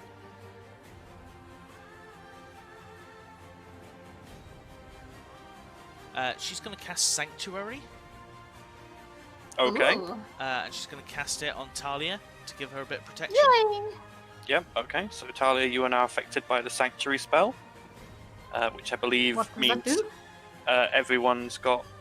Let me just double check what it does. I think it's disadvantage. Until the on- spell I think ends, it's any me. creature who targets the wooded creature with an attack or a harmful spell must first make a wisdom saving throw. On Yeah. a failed save, the creature must choose a new target or lose the attack or spell. Yes, So, that is correct. Yay! Okay. Is Ert going to do anything else? she's going to move a little bit further away, so she's just going to move probably to about there. Okay. So moving on, Talia, it's now your turn. I'm still frightened, right? Yep, so you can't move any closer to either of the corpses. Well, they're both dead. There's nothing to target, so I'm just going to wait. Currently. You holding If your action? I see an enemy, I will hold my action to do Firebolt. Okay, I'm just going to delete those. Okay. Is that the end of your turn? Just holding your action, yeah? Yes.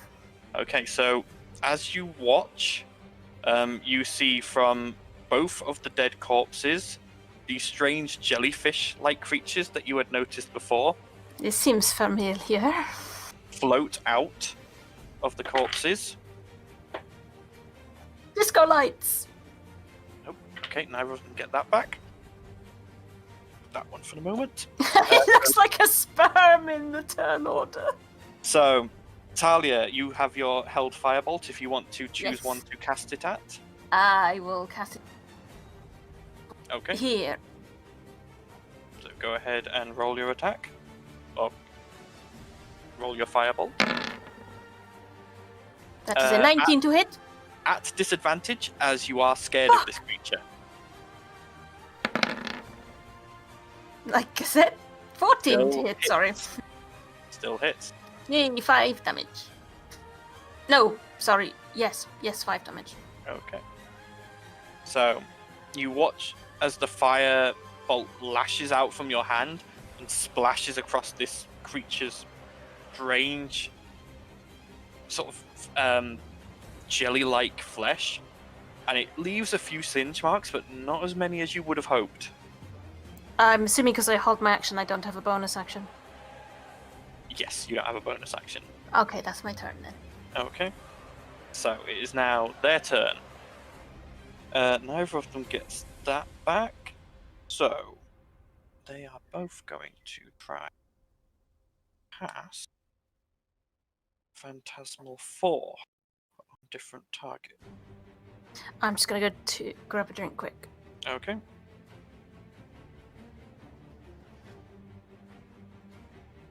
Okay.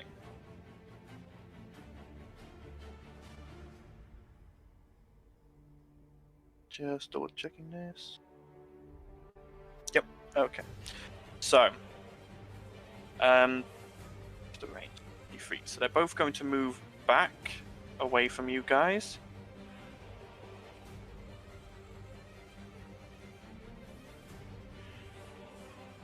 There. And then one is going to target you, Valdizian, and is going to cast Phantasmal Force. Okay. So I need you to make me an intelligence saving throw, please.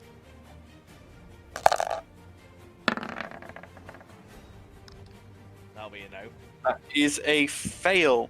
That you watch as suddenly the flames from the torches leap from them and start and cling to your skin, and you feel like you are burning alive. Okay, I'm back. Okay. The rest of you watch as Valdizian just starts patting at himself, panicking for no apparent reason. Oh god, what did I miss?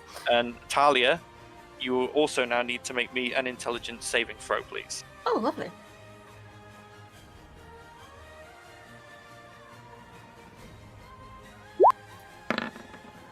$14.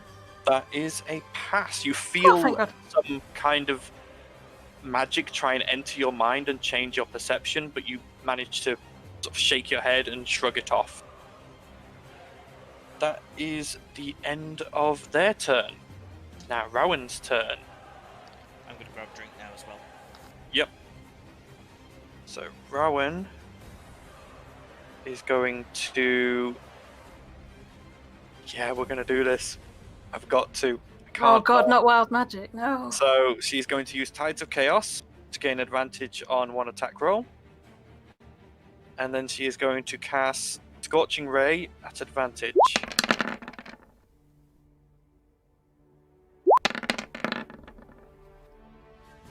So the first one hits. She's aiming for this one. So that be...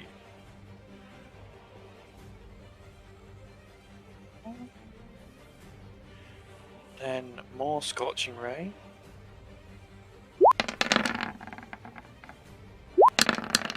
Hits as well. More damage to that one. And the last ray.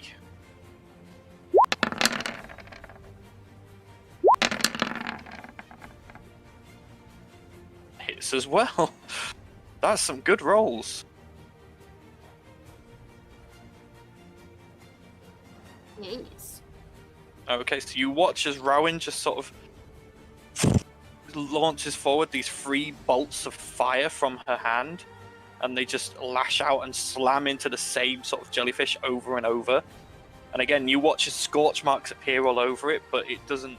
It seems like it's being hurt, but not as much as it could be. Now for the fun bit.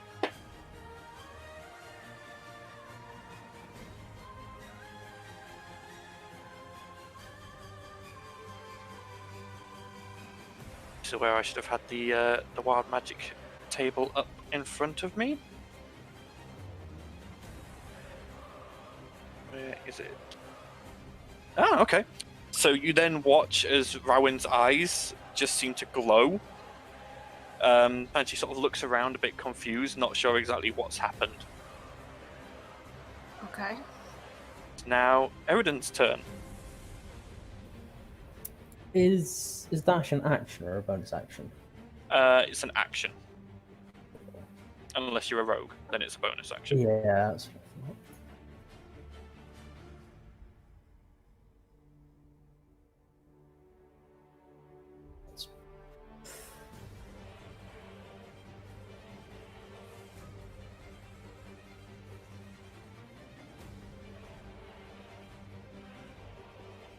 How big is...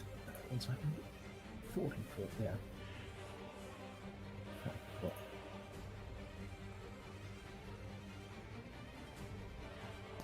And back. I will What? cast Moonbeam. Okay. Which one was hit? This one? The Top. top one. Yeah, I'll focus on that one then. Stick Moonbeam on that one. Okay. Just make a image to show Moonbeam. We'll use a sort of colour. So it's a 5-foot square, isn't it, for Moonbeam? Well, 5-foot radius, but yeah. Why can't I now select that?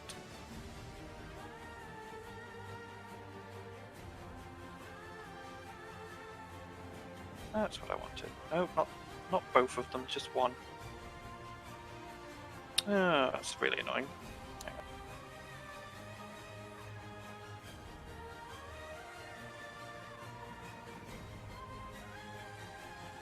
There we go. So that's where the Moonbeam radius is. Okay, so yeah, go ahead and roll. What is it on Moonbeam? It is a Constitution save. Right, against your DC.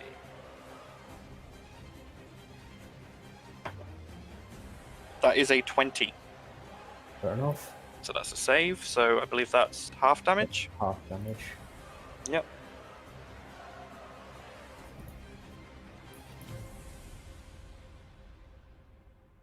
So 8 rounded up, or are you rounded down? So it's 8 damage. What sort of damage is that? Radiant. Radiant. Okay, so yeah.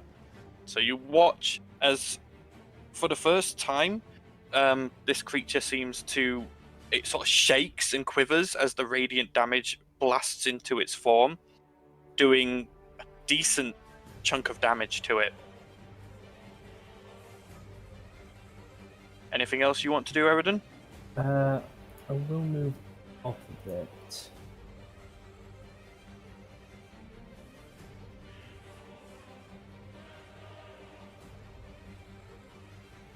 Okay, so now it's Mantra's turn.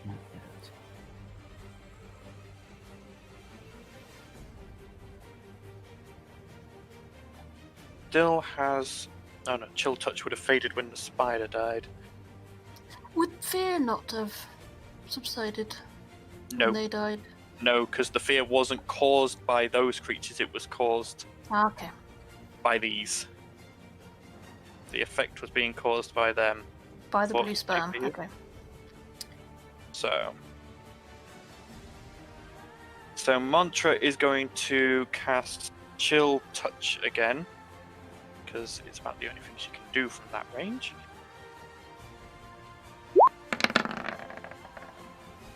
Yeah, that'll hit. And she's going for the same one everyone else has been going for, the damaged one.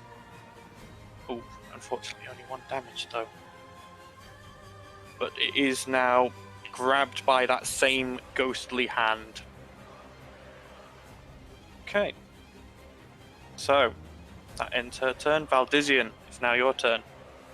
So, instinctively, Valdizian, feeling like his skin is on fire, is... Oh yeah, at the top of your turn, you do take 5 fire damage. Okay. Due to the effect. He's gonna try and run and basically jump into the sewage water to try and put out the flames. Mm-hmm. So he's gonna do that. And whilst doing so, is just gonna repeat like prayers for to Tritherian to try and help get over this situation that he's currently in. Okay. So as you run and jump into the sewage, suddenly the sewage around you ignites as well, and you're in just an even larger conflagration. For fuck's sake. Anything else you want to do? You've had your movement. He wouldn't do anything. He would be consumed by the fact that he was on fire. Okay. So it's now Ert's turn. Ert cannot move towards these creatures, but she can still take her action. So, like earlier where I could do lay hands to cure things like being hungover and stuff, what do cure wounds and healing word do? Would they help Valdizian in this sense? No, No. They're just standard healing. they're just standard healing. What's affecting you is a magical effect.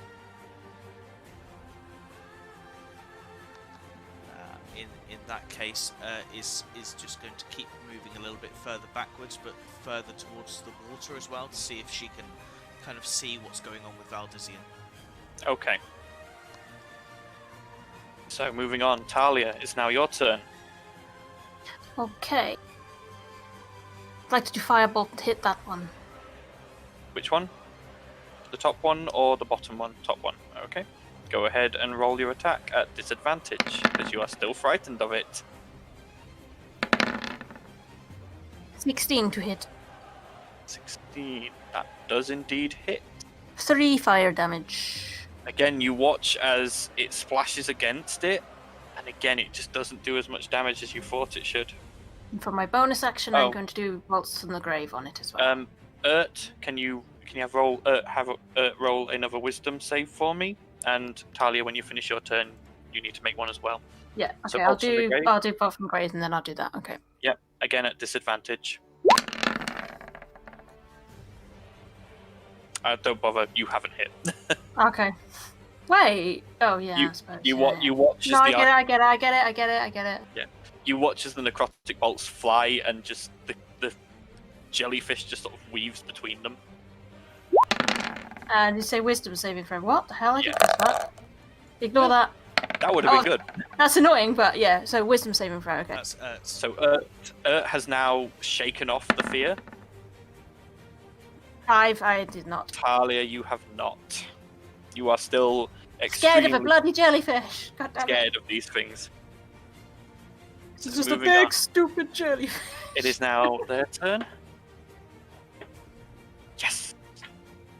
You watch as one of them Oh, vanishes and sinks down into the water. dear. When your DM goes, yes, you're like, oh god. And you watch as another crocodile breaks the surface of the water, Oh Christ. and it is going to leap out towards you, Eridan. It's going to make a bite attack against you. That is going to be a 15 to hit. That hits. Okay, I put the blooming crocodile stats away, so I remembered it's the hit modifier, but I was slightly hoping it wouldn't hit. Ooh, okay, that's gonna hurt. Check over the right dice. 29 damage. Oh my god. Is 9 piercing damage to you, and you are now grappled by the crocodile. Sure.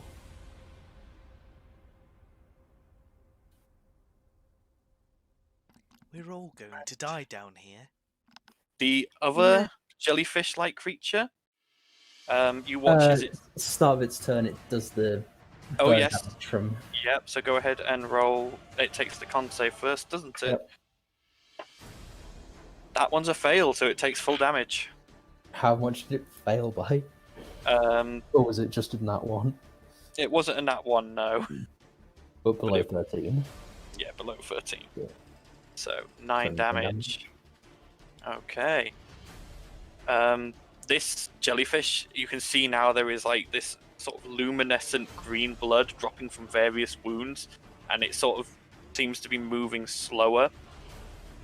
You watch as its tendrils sort of move in an arcane pattern, and then it sort of just seems a purple sort of flash emanates around it, and it vanishes from your sight.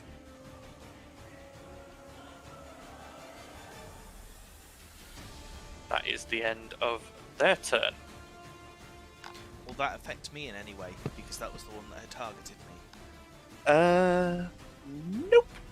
That Okay. does not affect you.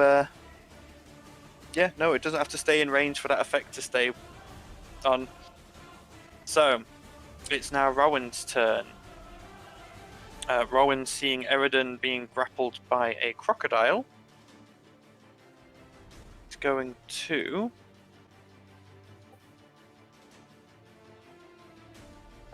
cast Magic Missile at it. So 3 darts of Magic Missile. Nice. That's...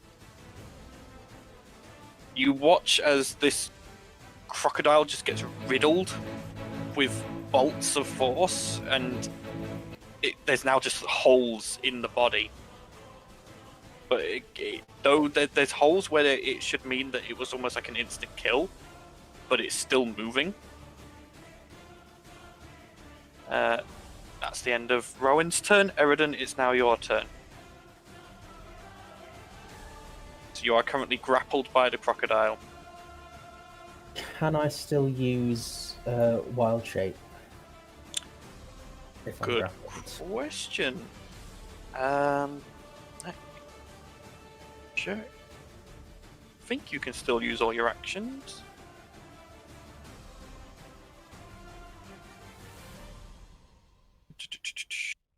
Let me find pulling.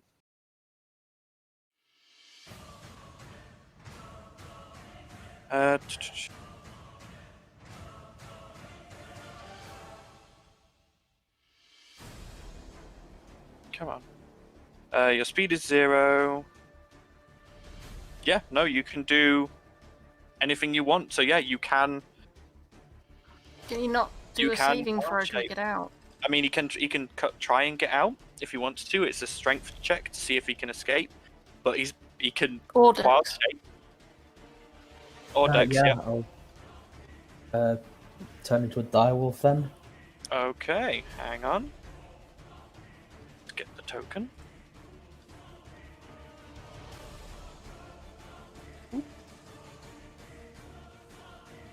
Just hide your token for the moment.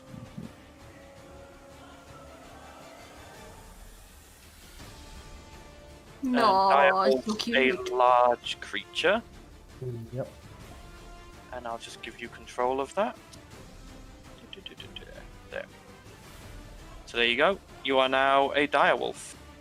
You are still grappled, but you are now a direwolf. Yeah. Does that give me disadvantage on attacks? Nope. You still have regular attacks. You just Alright. can't move. Alright, nice. Where's my thing now? Just... Oh wait, hang on. Let me just double check something. Oh, you are also restrained, so yes, you do have a disadvantage on attack rolls. Mm.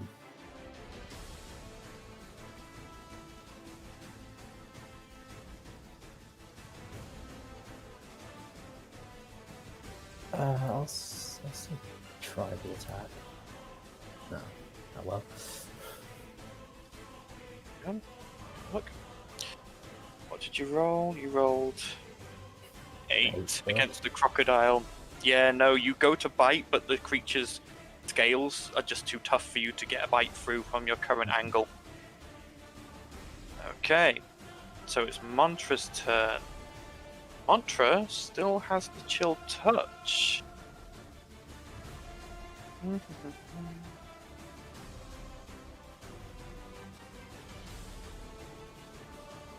Yep, so the chill touch has vanished from the one she had it on now, because that ends at the start of her next turn. So she is now going to cast chill touch against the crocodile, because she can't really see anything else to do. That does hit. Fortunately, it doesn't do much in the way of damage. Again, you watch as this spectral skeletal hand appears and just latches onto the crocodile, freezing the parts of the flesh that it touches. Valdizian, it's now your turn. I'm going to take 1 damage. Okay. And you are now currently, to your perspective, wallowing in burning sewage. Yep. Just 2 seconds. 1 damage. Valdizian is going to basically climb back out the sewer. Yep. Let me just double check. So make me an athletics check to climb up out of the sewage. Okay. Yep, you climb up onto the edge all right. That takes 10 feet of your movement. Okay. That's annoying. Okay, I'm going to move 20 feet to about there then. Okay. You are still on fire. I know I'm still You've on climbed fire. out the sewage, but you are still wreathed in flames. Basically, Valdizian, in his anger at being on fire and in a panic, he's running towards the enemy in a fit of, I'm going to try and get this done as quickly as possible. Okay. I'm assuming I can't tell that he's on fire, or No, you that can it's tell in his there's head. something wrong with him, but you don't know what. Not that there's anything I can do about it. Is that the end of your turn, Valdizian? Yeah, he's just heading towards the crocodile. Okay, it's now Ert's turn. Ert is no longer frightened, so she can move towards the creatures. Okay, is going to take her movement up behind Valdizian. In a kind of that position. And that's all she's going to do. Okay. Moving on. Talia, it's your turn. You are... I'm gonna use my heavy crossbow against the crocodile, please. Or try to. Okay. Still at disadvantage. Yep, because you are still frightened.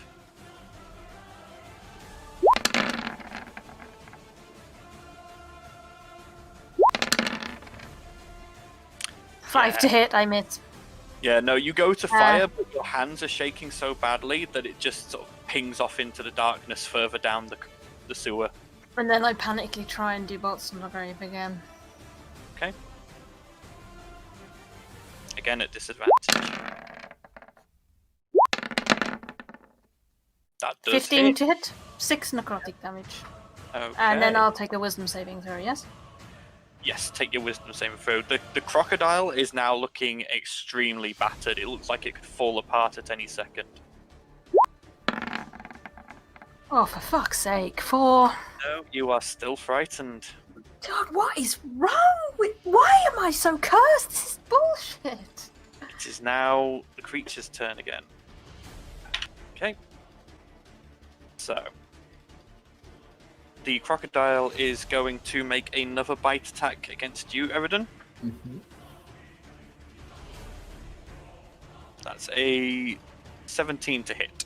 Still hits. Okay. Fortunately, you're a wolf now, so that is 11 piercing damage. As it sort of loosens its bite and then snaps back down again.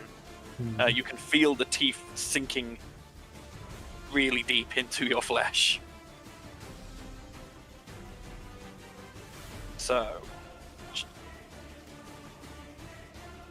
Just going to mention that Moonbeam is still there, just in case something's still there. Yeah, no, there is nothing in the Moonbeam space currently, Okay. unfortunately. Can't he move it, or...? He can Is it move it if bonus he action? wants to on his turn, but his Alright. last turn he bonus actions into the dire It's an wolf. action to move it, it's completely worthless. Fair enough. So that's that one's turn. The other one. Oh, we don't have to make constitution saves to keep that up when I take damage. You do, yes. Could you quickly make me a Constitution saving throw? Should Why be would you say inquired. Don't remind the DM about things. God. Is it constitution or It is concentration? Constitution, because that is concentration. Sure. I should have marked that you were concentrating on a spell. That's my bad. Yep, you pass. You're fine. The moonbeam stays up. So the other creature that had vanished.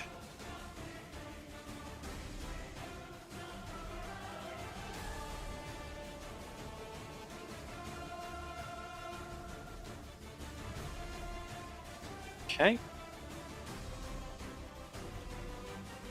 And that's their turn finished. Yeah, because well, actually no. The rest of you may be immune to it, but it's still going to do it again. You watch as the crocodile starts to split its tail. It splits and just spreads out. Like I'm already frightened, scorpion so... tails, and they're all just poised over its back with black, red viscera dropping from the joints of the tail. It's now Rowan's turn. Rowan is going to... she's probably just going to cast a fireball time against that crocodile. crocodile. Yep, that hits. You watch again as the crocodile's body just falls apart into pieces.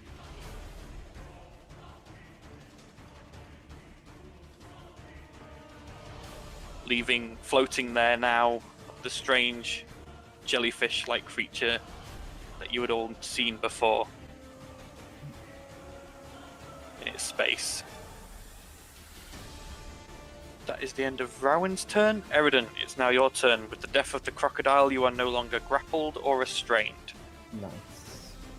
That's just. Get him! I don't like these things. 10 to hit. 10 does not hit. It sort of just loops over you and comes back down, and it just sort of pulses with a couple of various lights. And It's laughing at you. bonus actions. Okay. So,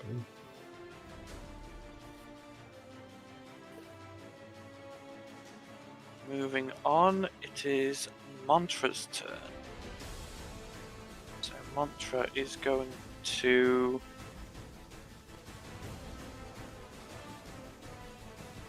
Yep, so it's going to be another chill touch.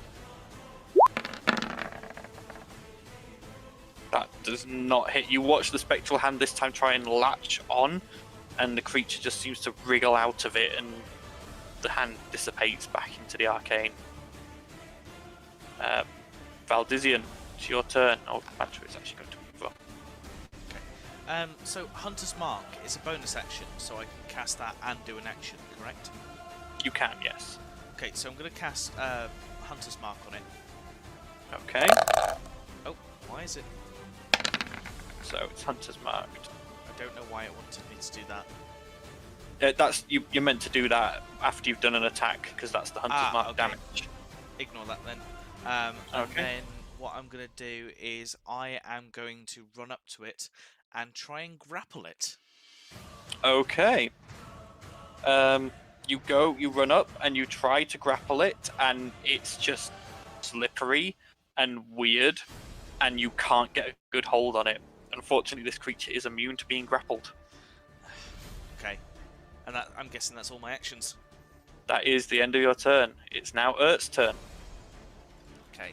Oh, by the way, hang on. You're still on fire. You take 6 more damage. Okay. You're all watching as just burns are appearing across Valdizian scales, but with no discernible source to where they're coming from.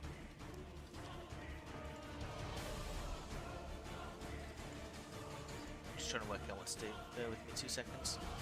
It's fine.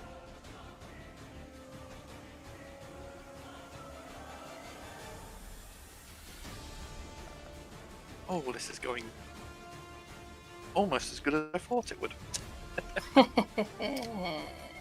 I had some good fun planning this combat. I think it's going to move it a little bit closer. Yep. And holds a mace attack in case it comes towards her and tries to attack her. Okay. Is that the end of Ert's turn then? It She's is, just yeah. holding the action. Talia, it's your turn. You're still frightened. Firebolt. Hopefully it hits. Okay. Go ahead. Disadvantage.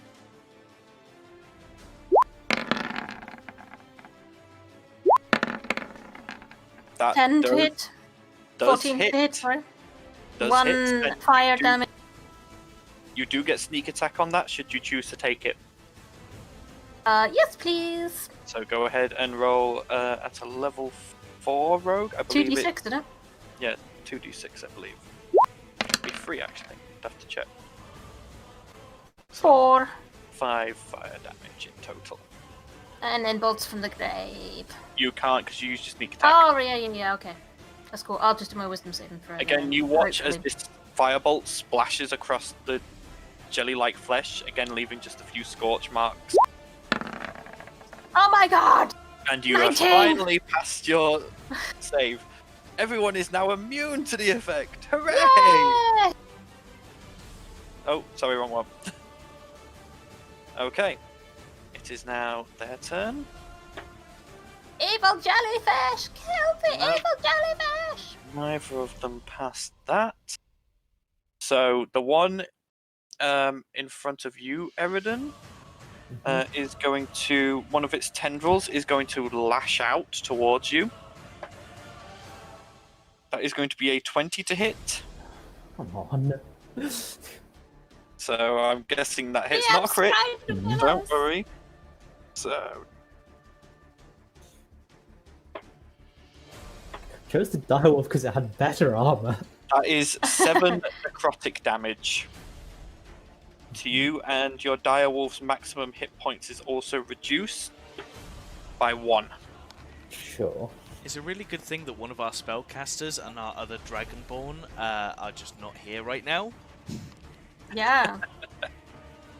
At this point, the one that had vanished earlier suddenly bursts out of the sewage next to Ert, No, leave Earth alone! and you watch, and I need Ert to make me an intelligence saving throw, please. Would my action not happen first? No. Yeah, he did say. No, because he said he held it in case this one went A towards her. jellyfish attacked. No, her. you specifically said that one. Okay. So she's been watching that one in case it comes toward us. She's not been watching the sewage. Okay. So intelligence saving throw, did you say? Yes. Never mind, she No! does pass, so she now gets to take her held action against this one should she choose to, as it has now revealed itself. Yeah, I think she's gonna do that. Okay.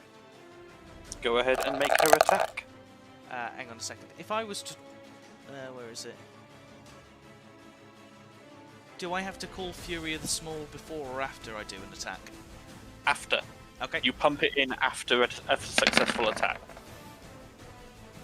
That does hit. Okay, she's gonna do Fury of the Small. Okay. One... It Get just them says... out! So that was just an extra damage. It's all it 1 says. extra damage. Okay, yeah, because she's only level 1. Yeah. Fortunately, that was enough. How does Ert want to do this? Yeah! So, kind of shockingly sees this creature coming towards her, and then panics a little bit, grabs the mace that she had prepared in the other direction, and just kind of squeals as she does it, and whacks her mace as if it's like a baseball bat against this creature. Okay. So as she swings and hits it like a baseball bat, you watch as the jelly-like consistency just... and it just splatters all across the other side of the sewer, Well done, it. completely demolished. Yay! So that is 1 down. It is now... Was that the one that's that it. had targeted me, or...? That would be, think it actually, was. yes. So the... let me just check if the effect ends. I'm not sure if it does. Oh, I really hope so.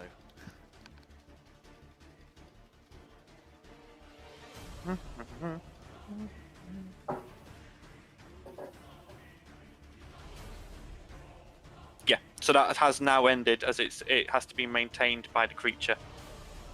And you just see, like, Valdizian take a deep breath of, like, calm and kind of recollect himself.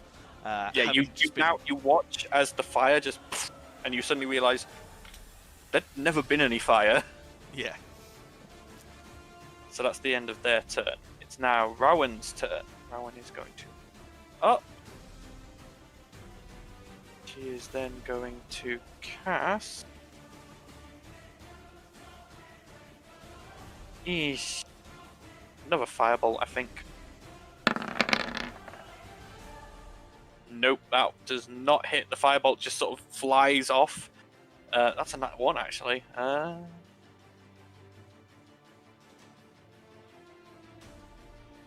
Eridan, you take 4 fire damage as the firebolt splashes against your hindquarters. Yep.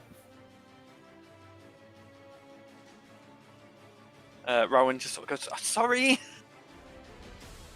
Her eyes are still glowing, by the way, and it's really weird. So, moving on. Eridan, it's now your turn. Yep, and pack tactics because. Yep, Valdizian's there. Yeah.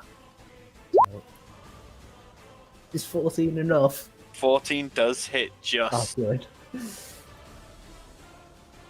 But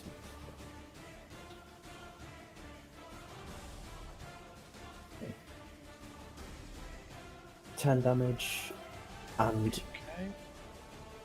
if being prone isn't the same as grappling, then It is immune to the prone condition, Yeah. so you sink your teeth in it, and again you feel that you've done damage, but again not as much as you would have done to a normal creature, and you try and drag it down, but for a second you're just sort of hanging there in midair off of it, and it's not going anywhere. And you sort of let go and give it a bit of a. So moving on, Mantra's turn. Mantra is going to. It's gonna have to be chill touch. The rest of you are too close for her to do burning hands or acid splash. That's a hit though. It's never bothered her in the past. Shh, we don't talk about that incident. You watch as the chilling hand appears and just latches on, and you watch the creature writhe under it as the necrotic sort of damage seems to seep into it. That's the end of her turn. Valdizian, it's your turn. It's got to be War Pick, I think. Okay. Go ahead, roll your attack.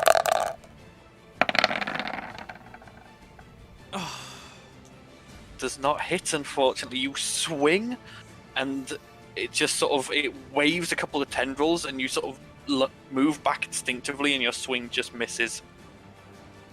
That's a shame. Okay. Anything else, or are you done? So Hunter's Mark just does extra damage then? Yeah. Yep. Okay. Also, if it runs away, you'll know where it is within a mile. Okay. He's just gonna... Can I do lay hands as a bonus action if I'm doing it on myself? Yes. Okay, I'm gonna heal myself for 5. Okay. So you spend 5. You watch as Valdizian's hand glows gold, and he presses it against some of his burns, and they sort of lessen and heal a little bit. And that's all I'm gonna do. Okay. It's now Ert's turn. Is going to... I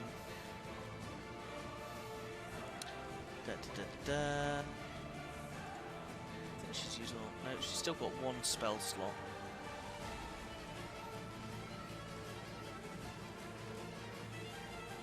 I think she's just going to move up next to Valdizian Okay. and kind of sidle up next to him.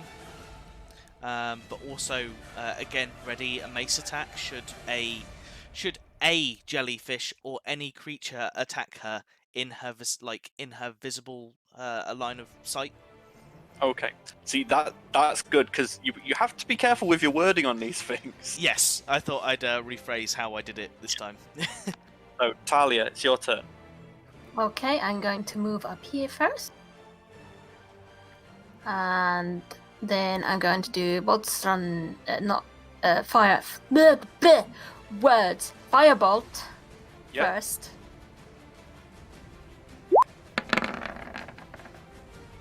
Does 11 not to hit. hit, And then bolts from the unfortunately. grey. Yep. 22 to hit. 10 Does hit. necrotic damage. Okay, you watch as the necrotic bolts splash into this creature's form, and it gives... You all suddenly hear this telepathic... as the bolts hit into it. And that's the end of my turn. Right, it's now its turn. Nope, does not get that back. So, the creature, the jellyfish-like creature's face sort of turns towards you, Talia, and you hear a strange voice in your head just go, "See how you like this?" And I need you to make an intelligence saving throw. Oh dear. Well, we know this is gonna happen. Well, what's gonna happen now? Oh, okay, 17. You pass. Haha, suck it, jellyfish. Okay, so yep, that's all it can do. I'll go feed the cats. Be right back. It starts trying to hover away. Eridan, Urt, and Valdizian, if you want, you all get attacks of opportunity. Eridan, do you want to go first? Yep, just setting up. Do I get my advantage still or not? Yeah, you still get pack tactics. Nice. I'll stick with the 19. Yeah, you've hit.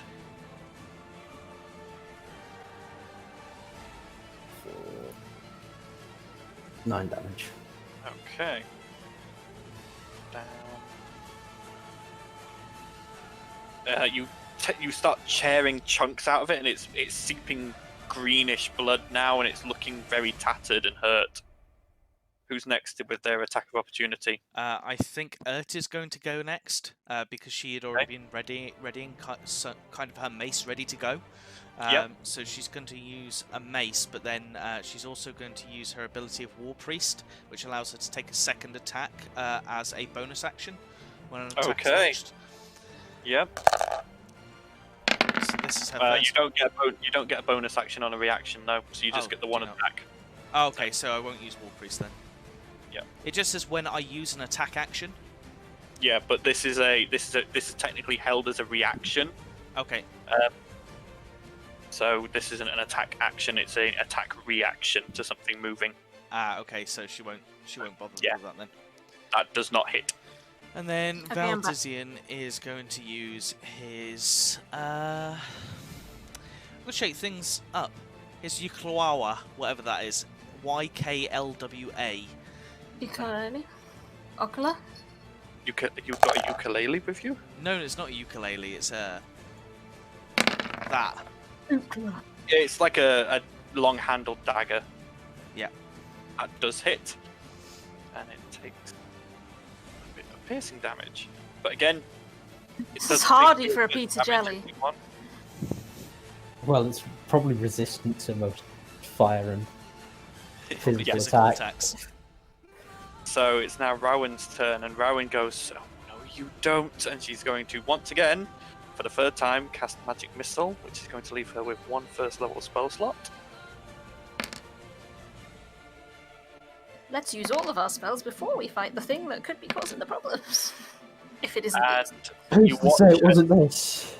you watch as Rowan thrusts her hand out, and the 3 beams of magic fly out and just pierce through the central jellyfish at 3 different angles, and you just hear a voice go, "No!" before it goes silent as the jelly just splats to the ground. Yeah, suck it, jelly. Just a question, with wild magic, does she have like side effects to every single time she uses wild magic? Or is it No, just... only when she uses Tides of Chaos, and only if I ask her to. And that is the end of combat. Going to delete the wolf and bring Eridan back. There we go. So you all take a moment and sort of take a breath, gather yourselves, and sort of look around at these lingering patches of goo. The battle music is still playing. There must be more. So I'm going to end the battle music now. Chat. Valdizian's going to take like a piece of paper and scrape some of the goo onto a piece of paper and fold it up so he can put it in his like pack. Okay. Well, I'm glad that's over with. Well, Anyone need healing? I think most of us need some kind of healing. I'm fine. No, it was the wolf that took the damage. I'm fine. Just me then, and I'm gonna take my potion.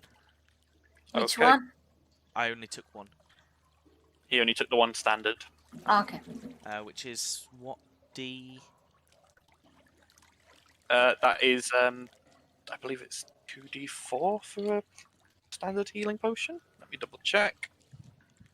Standard healing potion, 2d4 plus 2. There you go, 2d4 plus 2. 7. Cool. Back up to full health. You add 2 to that. 9, it's plus 2. So 9, yeah. Oh, yeah. Well, back up to full health plus 2, I guess. Nope. Just normal health. It doesn't give you extra Yeah, health. I know. no I overhealing. was Yeah. joking. So you're all Joking. stood in this sewer, panting with the corpses of a giant spider, two crocodiles, along with the remains of the goo. I'm gonna poke one of the crocodiles with my foot. Is he definitely dead? Roll me a medicine check. Thought you were going to say roll me a dexterity saving throw then. 10. 10. Luckily for you, it's not high DC.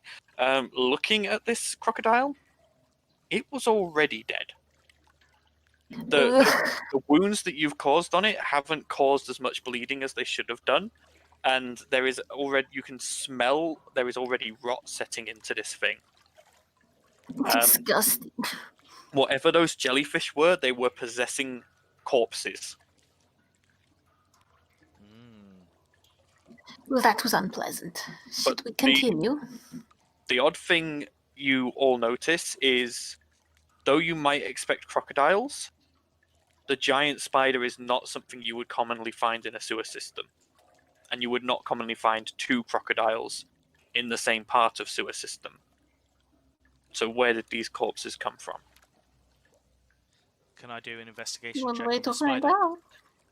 You can roll an investigation check if you want. What are you looking for in particular? Just to see if I can tell where the spider may have come from, or to see if it's got any, I don't know, sigils or anything that's been carved into it, just to give it more of an idea of why it's here. Okay, go ahead. Nope. Nope. You can tell that the spider wouldn't be native to this area, but that's all you can tell. Okay. I'm going to just turn to and give her a pat on the head for doing so well in combat. She smiles and goes, "Oh, did good. Yeah? Yes, did very good. Ah, good. Talia gives her a thumbs up. They were scary." They were indeed. Is there anything else anyone would like to do? Let's get as far away from this grossness as possible, and let's get this over with. Okay. As you guys start moving further down this passageway, after about 20 feet, you all do notice now, now that you're sort of looking for them, there is another corpse floating in the sewage. There is a direwolf corpse floating in the sewage as well, just a little bit further on. That's an odd thing to see in the sewer. Talia, actually, on your medicine check, you would have noticed there were other wounds on the crocodile, other than the ones you had inflicted.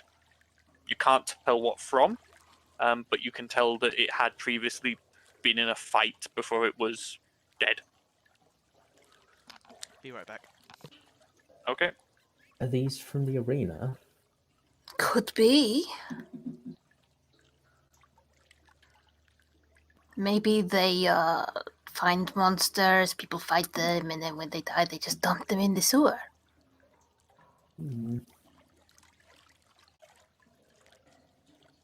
Wouldn't put it past some snotty nobles to just dump their rubbish rather than dealing with it. Do you guys want to do anything else with the corpses, or are you just continuing further on? I'll have a rummage through them, see if there's anything useful. Okay, roll me an investigation check.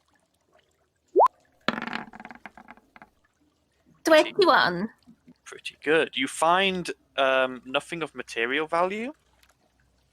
You do manage to find some venom sacs in the spider, if you wanted to take those. I'll pocket them, they might come in useful. Okay. So just add, probably you would only be able to get 1 intact venom sac. Okay. So just add that. Obviously, currently that has no use to you until you do something else with it. Yeah. Other than that, your investigation check does show that many of these creatures, the wounds that they have on them weren't necessarily from a battle. They were all taken by surprise. And there was a very limited number of blows which proved lethal. And you being a rogue, Talia, you do know the signs of poisoning.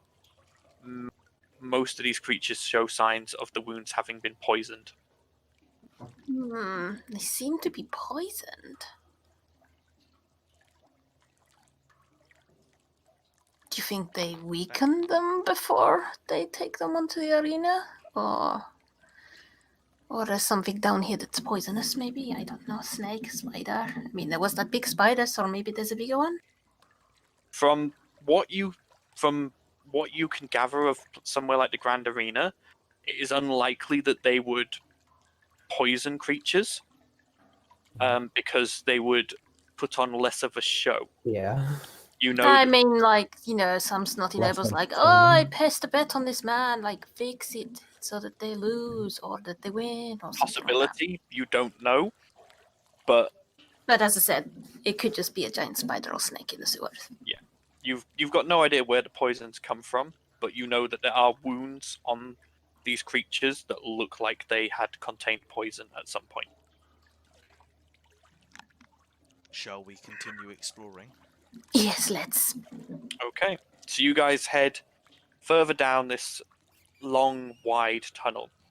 Eventually you reach the end and it opens out into another T-junction.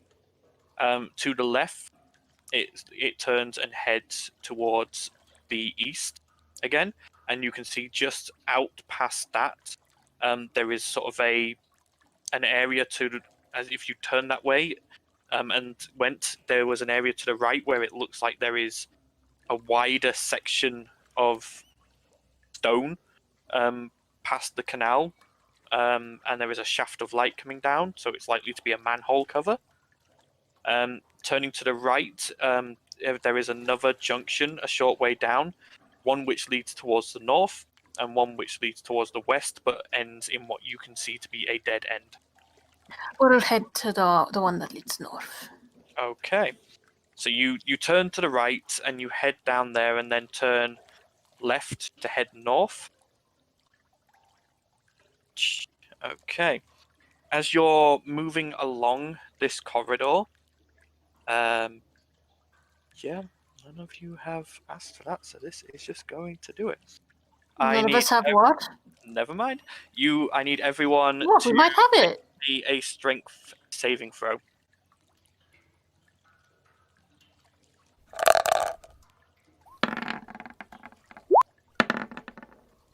Fail. 15. Fail. I failed on a 15. Are you kidding me? Pass. Fail. Mantra.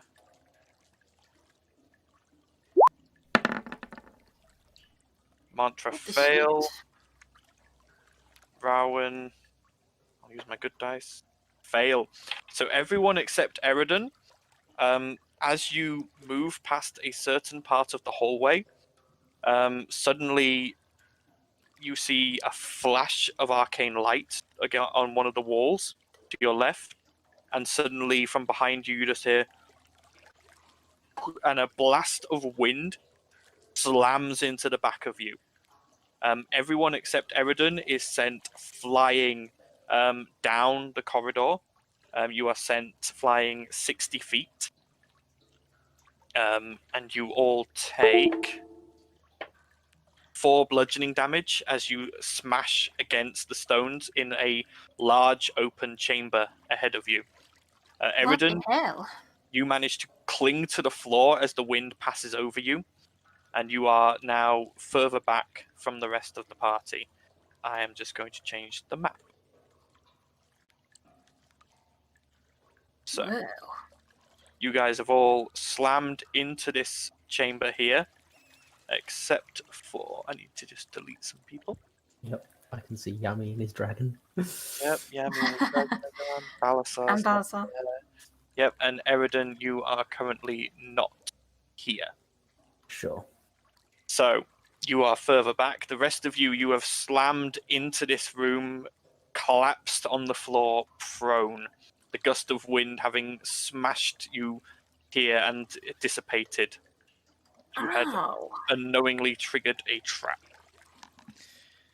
I get up. Valdizian I need- quickly. I need everyone to make me a perception check. Why am I the only one that didn't get that? Because you rolled high enough strength. 17. Yep.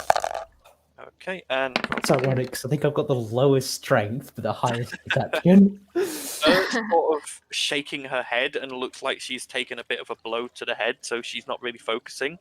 She has, But- so Valdizian is going to quickly give her healing hands, lay on Well, hands. But you only have 10. Valdizian and Talia, at this point, you both hear.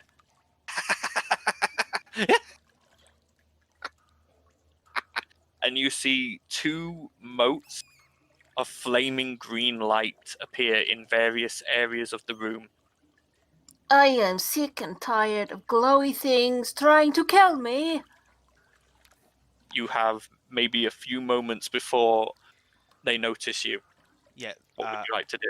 Stealth, full stealth. Okay, roll me a stealth check. I'm doing lay on hands for 4 for because she's going to die That's otherwise. 23 stealth. 23 stealth, okay. Okay, so And you lay on more if you add my chameleon. Yep, so 33 stealth. Yeah, you, Valdizian, you heal Ert, and then you look up to Talia, and she's just gone. Oh, in answer to your question, Annette, I've got my healing hands pool is now 20. Yeah, he gets What? 5 per level of Paladin. Bloody hell. That's how good Paladins can be. Hmm. Some Oh. paladins. Some Paladins. So, Yeah. you watch as from 2 different sides of the room, one over here, and one down here, 2 skulls wreathed in green flame with flames in their sockets, both of them eerily laughing as they float, start moving towards you guys. I would say you probably have about 1 round before they're upon you, and we have to start combat again. Well, I vanished. I'm gonna Yeah. move down here. Yeah, Talia is stealthed. What do you and Ert do? Or I might do something from the other guys if I can find something that's useful. I think I'm going to grab Ert very quickly and stick her on my shoulder because she doesn't have a lot of health anyway. And actually, no, not on my shoulder. I'm going to try and nestle her in between my wings. Okay. And then put my cape that kind of disguises shape over the top of her. Okay. You know, with your cape, you can cast the illusion with it if you choose to. It'll only affect you, but you could cast an illusion with that over yourself. What would that do if I put it all completely over the top of myself? Just disappear, or? You choose the illusion. Okay. As long as the illusion isn't larger than your form, you can choose any illusion. It can be seen through if they're looking for it, Okay. but you can't do that if you choose to. I'm going to cast an illusion and replicate one of those green ghouls. What green ghouls? You mean Skulls. The jellyfish? the floating green things? Oh, the Green skulls. skulls, yeah. Yeah. You're going to Right. Okay. The skulls are skulls. They are tiny. Oh, okay. So you can create that image in the air, but it will just be You'd be a floating bigger in the one. middle of your chest. If you move at all, it will reveal this because the illusion isn't like Talia's chameleon cloak where it changes to show with the background. You will have to remain still. Oh, okay. I'm gonna basically try and make an illusion that I'm a giant boulder. Okay. So, yep. So your illusion turns to since there won't be boulders in a sewer, I will say you change to look like a pillar. Okay. because it has to be the same sort of size and width as you. Yeah. Quickly, you watch as both Rowan and Mantra just sort of mutter and do a quick movement of their hands, and they both cast Minor Illusion to make it so the air around, basically make it look as if there's nothing there where they're stood.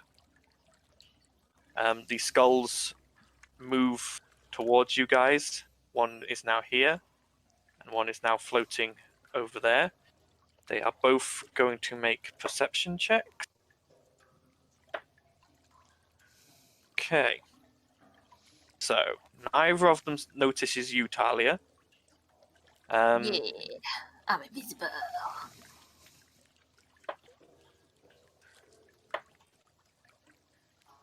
One of them just floats right on by you guys and sort of goes back towards its pillar.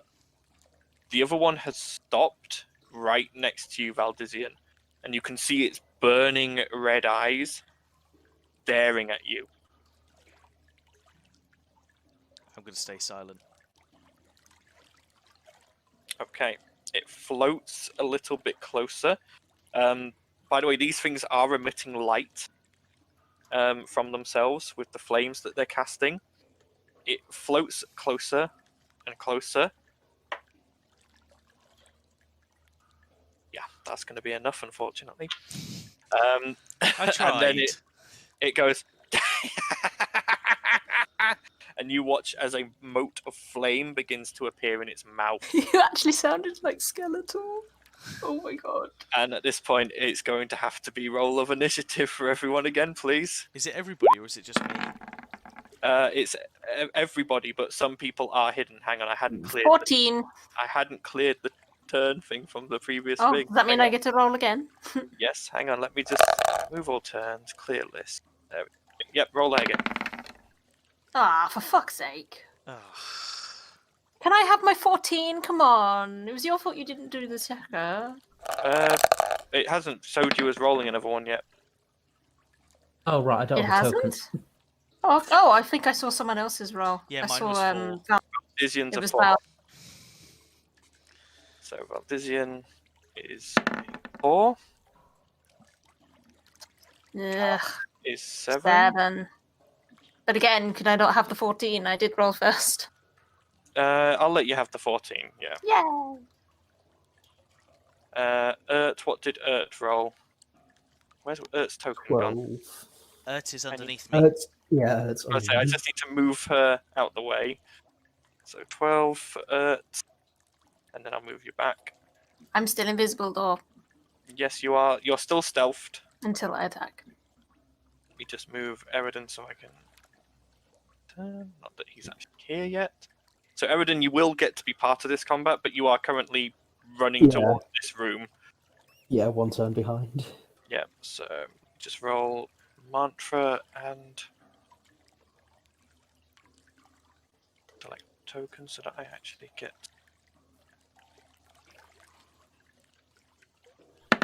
Hey, not bad for her. And then Rowan, I'll use the Vaxeldan dice. Oh, that's only a 7. Vax, you failed me. Oh, he's normally so good.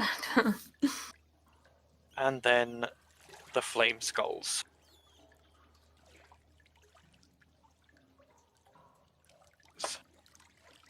That. So. Okay. So. And then I already have this music queued. How would I already have this music queued? Because we were just in combat now. Yeah, and you guys could have avoided this combat if you had. I fucking tried, but then we like stealthed in that lot, and you were like, "No, I'm going to creep closer, and I'm going to find them." They saw through your illusion. They didn't see through mine. No, you're fine. You're still hidden. So, and it's actually they've only seen through Valdizian's illusion. So Also, it everyone was only a else, matter of time before I walked in and went, "Hey guys, why are you all hiding?" Oh shit. So Mantra is up first. So she is currently hidden from them. At least I've only given you one to deal with at the moment. Be thankful for that. So she is going to going to have to be Chill Touch again. I wish I'd given her more spells. So, Chill Touch. Technically at advantage, but I don't think I need to, but I'll see if I get the crit. Yeah, no. So that is 7 necrotic damage. So you watch as the spectral hand appears and latches on. And strangely enough, the flames around the head, sort of the skull, begin receding a little bit. And the skull just sort of goes... Okay. So yeah, that's fine. That's actually working in your guys' favor. Mantra is then going to quickly run further down. There. Down to there. Running past it. Talia, it's now your turn. You are hidden. Okay, I'll do. Let me check. I'll do Ray of Frost on that skull. Okay, so that is at advantage as you are. And stealth. But sneak attack as well? Sneak attack, yeah, because it's a rolled attack. If it's a rolled attack, Yeah. then yeah.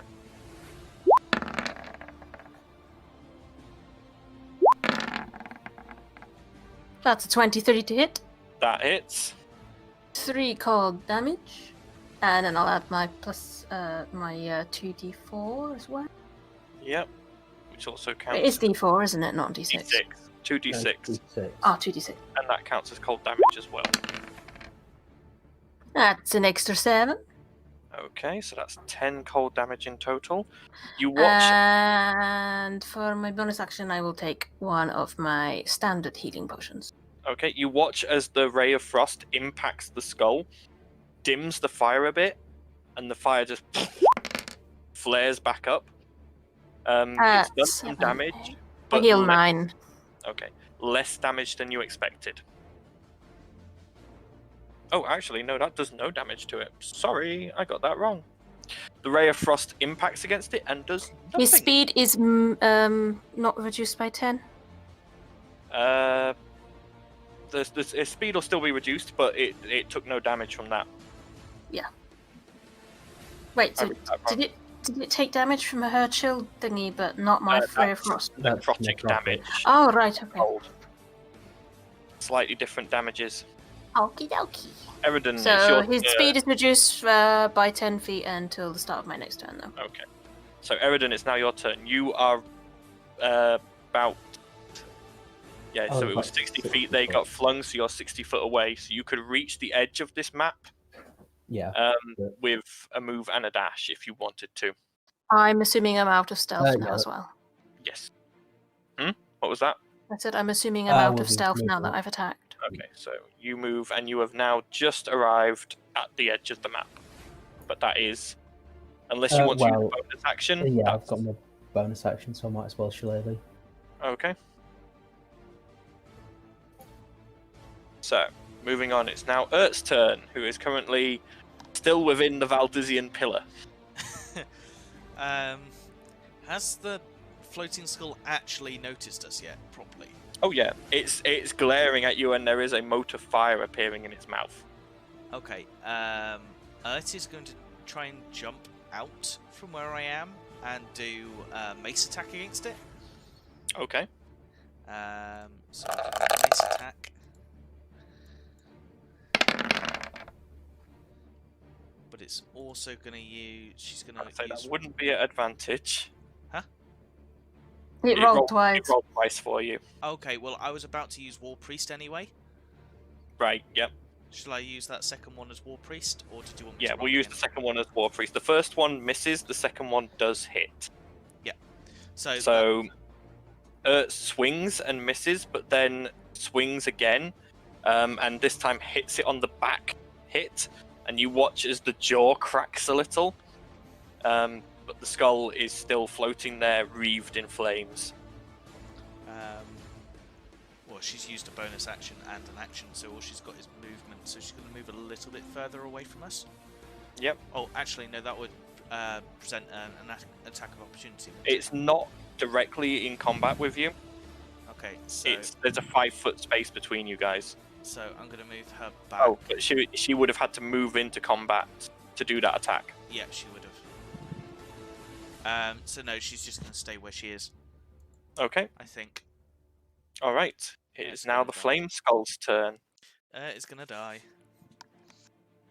She'll be Oh. fine. She'll be fine. Don't worry. Decisions. We'll start nicely, I think. The skull, still completely fixated on you, Valdizian, at the moment. Is going. You watch as this flaming mote appears in its mouth and gets larger and larger, and then it launches it at you. That is going to be a 17 to hit. That does not hit.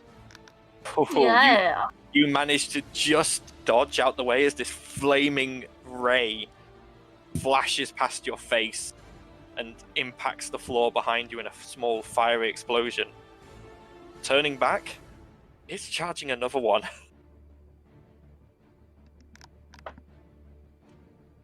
That one is only a 14 to hit, No. so it misses. The other one is going to move its full 40 feet. 40 to there. Oh, I'm going to do it. I have to do it. Liam O'Brien would kill me if he ever met me for missing out on a chance to use it. So use it. Oh, well. Yeah, you don't want me to use it, but I'm going to. No, don't tell him to do stuff. Shush. Yep, it's a range of 150 feet. So, Well, yeah, I'm where it's I am. going to go there. 20-foot radius.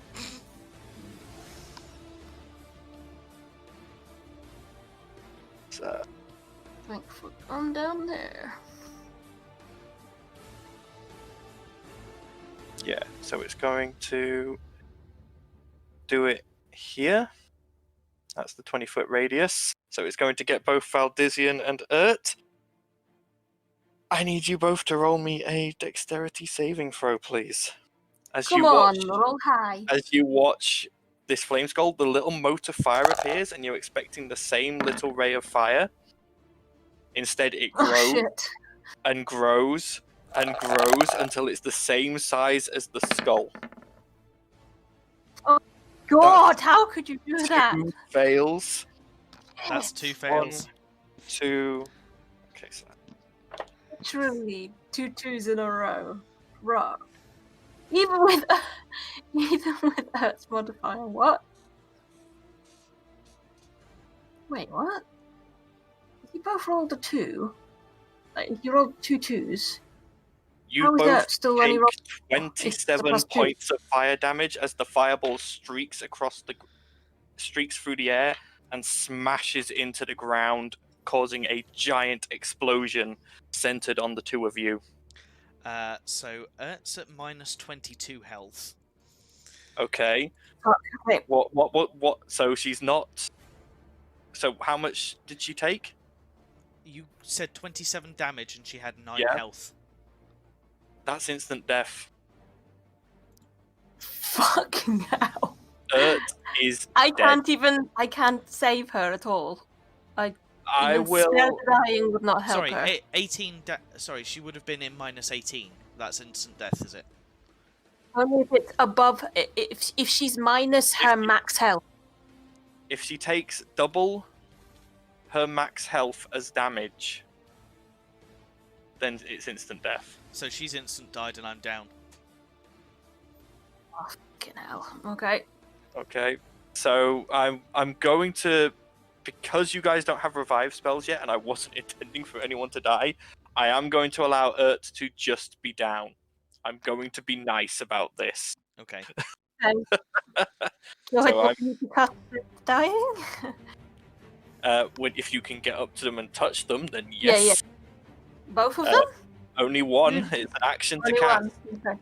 And we're both So they down. are both down. As the rest of you had to shield your eyes as this happened, and you look and you see them both just laid on the floor, covered in burns. Almatae! Oh, I had to. I'm sorry, I had to. Oh, I knew that was going to be cruel, but I had to do it. Right, so moving on, that is the end of their turns. It is now I don't want to Rowan's play turn. Oh, blimey.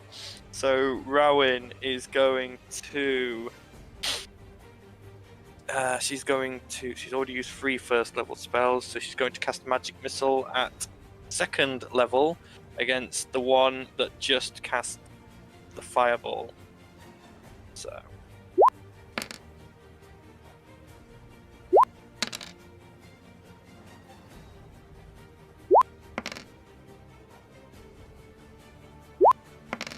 that is 4... 11, 13 points of damage to that one. Okay, you watch as each of the things of force damage just... and the skull just sort of rocks in the air going... That is the... And Rowan is going to... You did give Rowan a healing potion. She's going to run up to Urt and... action to give it to someone else. Never mind, she is...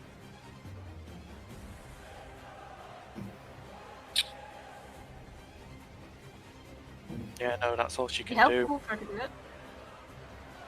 That's all she can do, so yep, that is the end of her turn. Valdizian, I need you to make me a death saving throw, please. Wait, did she not give him a healing potion then? Hmm? You said No, action to cast.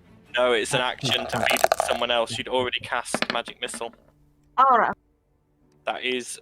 No, it's not Urt that needs to make it, it's you, Oh, Valdizian. sorry. I was on the Well, wrong it- screen. That would have been a Either way, save. That would have been a save. It would have been a save anyway, so we'll take it. Yeah, you same roll. Safe, yeah. Okay. Same roll. So it is now Mantra's turn. Mantra is going to... Mantra has a healing potion. Mantra does have a healing potion. Did you give her a healing potion? You gave I her did. gold. You didn't give her a healing potion. No, when they turned up and that lot, I'm sure I said, You said given her use- the goal. I originally took 2 standard and 2 greater. I gave one of my standard. I'm sure it was I either to thought her you or gave Rowan. it to Rowan. I can't remember who I gave it to. You gave it to Rowan. Mind them. So... Okay, she's going to cast...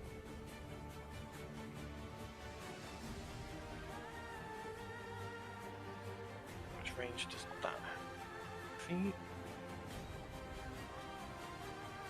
That is just enough range. She's going to cast Acid Splash. That's some range for an acid splash. So, it's a dex saving throw for the Flame Skull. Oh, it saves. Drat. Oh, that's... Nope, so it doesn't even take the damage. Drat. I should have used Chill Touch instead. Never mind, that is the end of Mantra's turn. Because she's not really got anything else she can do. She's just going to move across here. So she's got a better line of sight. Talia, it's now your turn. Okay, so Val is up, yes? Val is not up, no. No, he's making death saving throws. Yeah. Right. Okay. Neither of them okay, are up, they're both still down. Okay. I'm gonna move up to. That's 30 feet, and I am going to cast Spare the Dying on Urt. Okay, so Urt is now stabilized. She is still at 0 hit points and unconscious, but she's no longer having to make death saving throws. And I will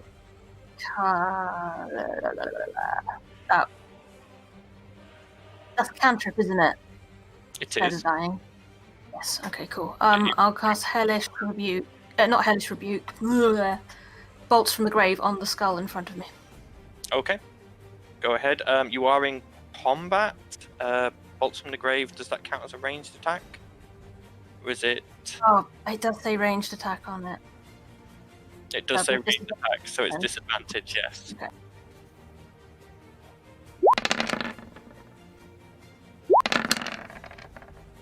Does not hit, unfortunately, as the That's my turn. arcane green bolts fly from you. The skull just sort of goes and just sort of weaves around them. Eridan, it's now your turn.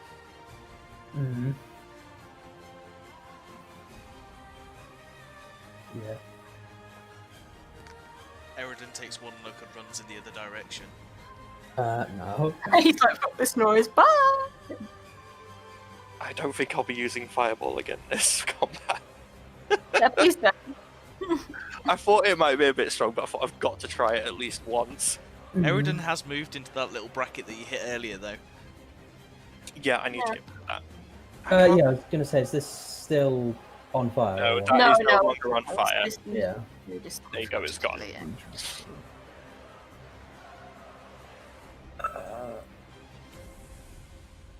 Oh, it would have actually been bigger than that. Never mind, that's my fault. Healing That was, on only, Earth would be a good that was option. only a 10-foot radius. It should have been much bigger than that. I'm pretty sure that was only a 5-foot radius. Oh yeah, That it should was have been huge. 10 I should foot have had Rowan diameter. in that as well. Oh well. I'm pretty sure you should have had me in it, to be honest. Shut Too up! late. I'm not retconning the damage, don't worry. Mhm. Don't get more of us dead. So what's the call? Do I heal or Heal Earth. protect? Call, heal Earth, call. Let's Oh, well, stabilize, so though. then heal. Yeah, heal Valdez. Yeah, then. she's stabilized, but she's unconscious. If she wakes up, then she can do it on you to stabilize you. Okay. Also, if she takes a hit, it is Her still turn is counted next. as death saving throws. She still takes failures on her death saving throws if she gets hit, even whilst... Yeah, but she doesn't have to take any saving throws unless she's hit, Yes. and then she fails unless she gets hit. So But heal yeah. it then. Sounds like a plan. Sure. That is... Shouldn't really allow all this talking during combat. Call!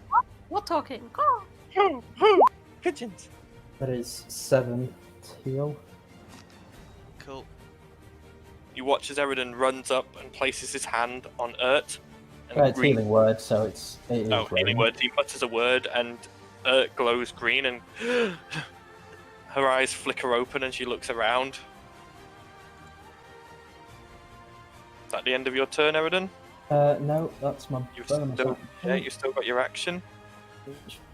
Just 5. So 24 to hit. From the skull, that Skull, hits. yeah.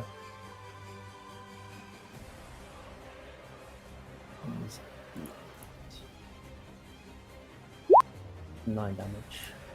Nice. Magic, I believe. That's fine. You crack your staff into it, and you watch as cracks form in the bone, but the skull sort of turns. You go.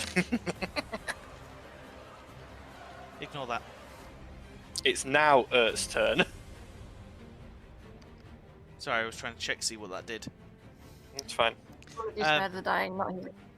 If did cure healing word, would that do more healing than just spare the dying? Or would she have to do spare the dying first? Spare Spare the the dying, dying no. isn't healing. Spare the dying just stabilizes someone. Mhm. It doesn't do any Makes it- healing yeah. at all.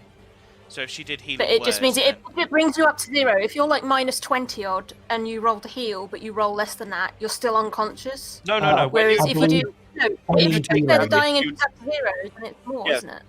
Annette, when you take damage, you drop to 0. You don't go below that. The only time minus figures come into it is if it's double your maximum HP. That's the only time. Otherwise, you just drop to 0 and then you start taking death saves. Okay, Oh, so if she can't- did... probably better then. Say that again? Probably better then. Yeah. So any healing you just get. Yeah. You go from 0 to whatever you've healed. Okay. Right, let's do healing word then. Less than you rolled before. 4 health, so Bonkers, but yeah, you've got 4 health. cool. So, Valdizian, you feel the darkness slip back away from your vision, and you open your eyes, feeling very, very hurt, but alive. At the end of Ert's turn, she still has an action if she wants to take it. Okay, so let's see what she can do.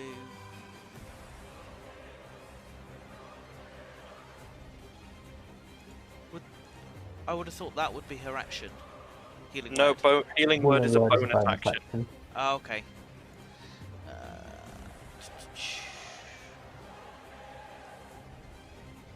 She's got. I guess she could. I think she's going to try and disengage. Okay, she's going to use her action to disengage. Okay. Yep. So, yep, she can now use her movement however she wishes. And she's going to move kind of there, I think. Or further there. Okay. I think. Yeah. Alright, is that the end of her turn? Yep, that's the end of her turn. Okay. It is now the Flame Skull's turn again. And I'm going to be nice and not use that fireball again. Even though they could use it. Oh no, they only get 1 use of fireball a day, so one of them has used their fireball. So that one can't use it again, and the other one is too close to cast it again. So this one here is going to attempt to. It's going to turn towards you, Talia, and it is going to attempt to use its fire ray against you twice at disadvantage, as it is a ranged attack. Also at disadvantage because of Mantra's chill. Oh no, that would have faded, but still. That is a 10 to hit. Miss. And the second ray, 7 to hit. Miss. You watch as the razors go either side of you, explode slightly. So this one has already used its fireball, so it can't use that again, thank goodness. Dead.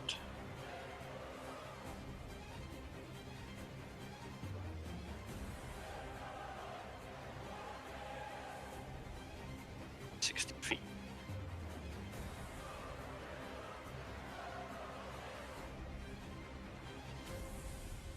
Yeah. You're currently the target of this Eridan. So it is going to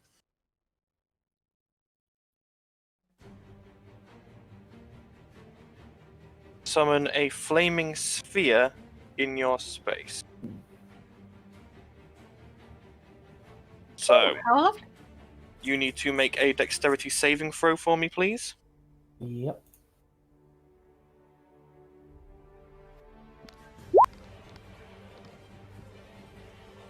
$15. That is a success. So you take half damage. We so were not paid enough for this. You didn't know this was what it's going to be. You didn't go and speak to the kobolds first. So you take We're 3 trying fire to find damage. the bloody kobolds. That's what we've been doing. So you take 3 fire damage from the flaming sphere as it appears. And that is the end of their turn. Now Rowan's turn. She is going to... I think she's probably just going to take a shot with a crossbow. Now, against the one that you were all engaged with. That hits. Not much damage, but it hits. To the nothing. So, the skull in front of you now is looking quite damaged. It's got cracks showing across it. It looks like it's taken a beating. So, Rowan is then going to move 30 out that way. basically trying to not clump up too much. Valdizian, you're up. You are prone on the floor. Okay. So it takes half your movement to get up. So you have 15 feet of movement left. Right. Just gonna move. Let's have a look. See where I can move. Oh. It's gonna move a little bit further back. Yep. And basically use the rest of his lay hands pool. Okay. Not that he has much left.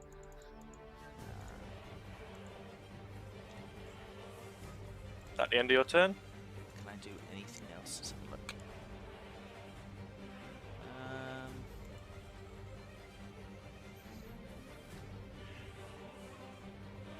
I'm going to cast Shield of Faith on Talia. Okay. So that is a plus What does that do? something to your AC, if I Plus remember 2 correctly. to your AC. Ooh, nice. That Yep. puts me at 16. And that lasts for 10 minutes. Yep. And it's as long as he's concentrating Sweet. on it. So I'll put a marker on you to show you are concentrating, Valdizian. Go. A skull. It's the best I can do. So, that the end of your turn? Yeah, that's me done. Okay. That one better. Mantra's I can't turn. see it on mine. Mantra is going to...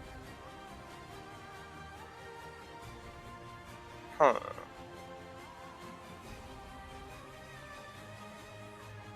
Yeah, it's going to have to be a chill touch. I know it sounds like a one-chick pony, but we're going to do it. Oh, okay. So, 2 damage. To that skull. As again, the spectral hand appears and just latches on, and you watch the skull sort of shake a bit. It's taking damage, but not as much as maybe everyone would like it to.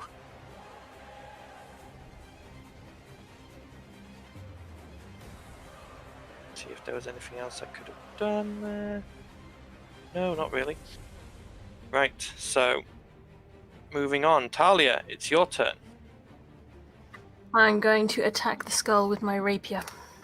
Okay, go ahead and roll an attack. That is a hit. 23 to hit. Are you Okay. using your sneak attack? Yes. Okay, so that's 12 damage in total. You actually manage to spear straight through one of the eye sockets, and your rapier comes out the back. The skull is still laughing, but it's much weaker now. Nice. I'm gonna. I'll stay where I am, actually, yeah. Okay. That's the end of my turn. Okay, so Eridan, it's now Mhm. your turn. Let me just check something.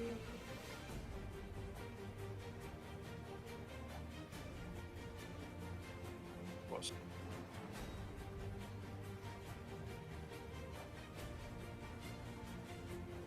okay, so it's when you end your turn. That's fine. So it's not at the beginning. So you're Oh. currently stood in the same space as the flaming sphere.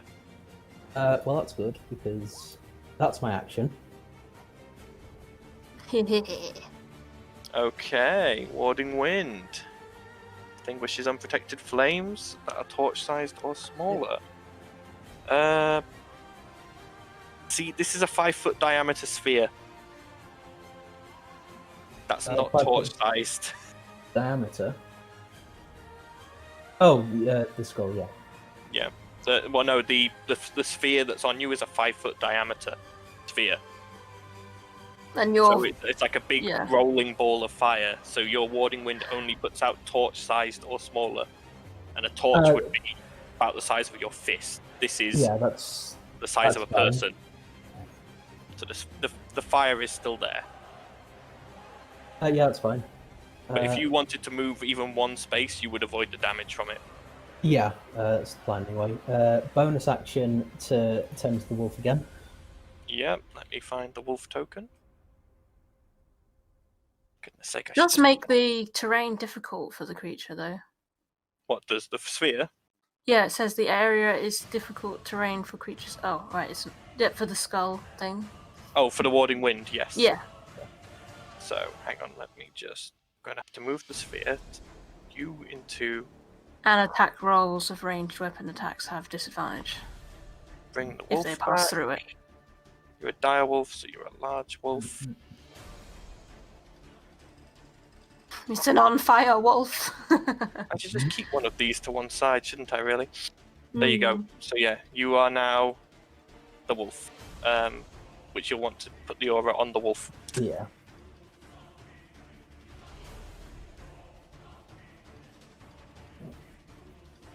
And you're allowing diagonal movement. Yes, diagonal movement is fine. Okay, so it does get an attack of opportunity on you as you move yeah. away. At disadvantage, Yeah. though, as it is a ranged attack. That's all it's Yep. got. That's why I was willing to take it. 17 to hit. A disadvantage? Come on. Yep, it rolled a 12 and a 15, and it has a +5 to hit. Alright, fair enough. Uh-oh, Spaghetti-O. So that is 6, 10, 12 fire damage. Ooh.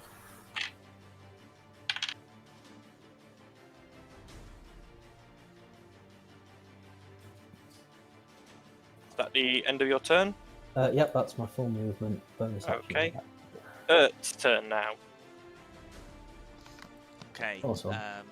Probably time to face this one.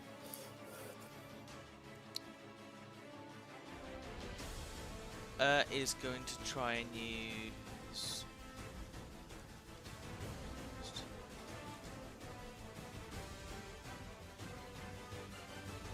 Is going to have a go at doing cure wounds on Valdizian.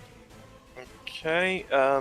Does Ert have any spell slots left? Last I checked, you said she had one left before she cast Healing Word. No, she did healing word. I've done all my spells through here. She's got 2 slots and she cast healing word. Her previous spell was one of her cantrips. Ah, okay, that's fine. So this is her last spell. Yeah. And who's she healing? Herself or? Valdizian. So she needs to move to be within touch range of Valdizian first. Okay. So she'll do that. And then she'll do cure wounds. Cast. So. Oh. Use the first one. Okay. Runs up to you and her hands glow gold as she quickly touches them to Hugo and mutters a prayer to Trifarian under her breath. I just smile and kind of pat her on the head as a thank you. Okay. It is now the skull's turns. So, this one here is going to attempt to float away. So, Talia, you do get an attack of opportunity.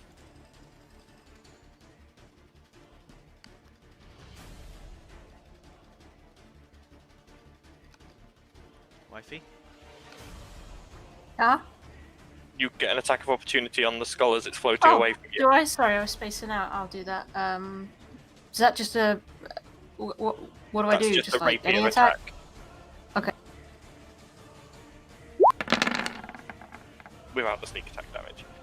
13 to hit. Just hits. 6 piercing. How do you want to do this?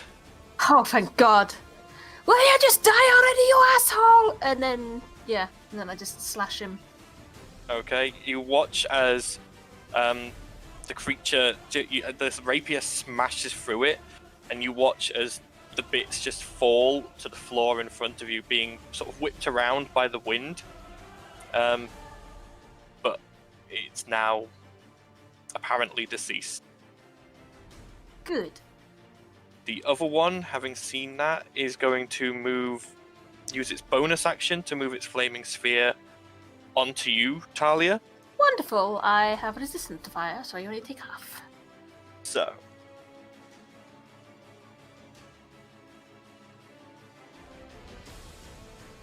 So ram the sphere, so make me a dexterity saving throw.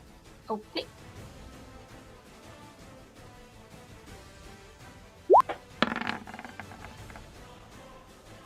$14. 14, so that's a pass, so you would take 3 damage, but we halve it again, so you take 1 fire damage. The skull is then going to use its action It is in close combat with Eridan, and it can't really move very far because of the warding wind. Yep. And it is a ranged weapon attack, so it's going to be a disadvantage anyway, so it's going to target you. Multiple disadvantages. You are so lucky that first roll was a natural 20. That is a 9. Ah, that's better. And the second... it's a nat 1. Nice. It launches the first one flies towards you, but the wind moves it just off of range, and it sort of flies past you. The next one it launches, but closes its mouth too quickly in a laugh and goes, and it takes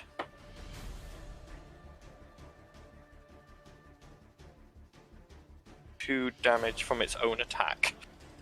Lol. You see sort of smoke coming out of the sides of its jaw, and it's like... Okay. Next up is Rowan. She is going to use another 2nd level spell. Another 2nd level magic missile, I think. Magic missile also hits. It doesn't matter that my warding winds is there. The last one. That's pretty damn good. That is 18 damage. Yeah, boy. You watch as each of them just slam into this skull. The skull is cracked and bits of bone are falling off. It is looking rough. So next up is Valdizian's turn. There's not really a lot I can do until I get into close combat with somebody. Let's see.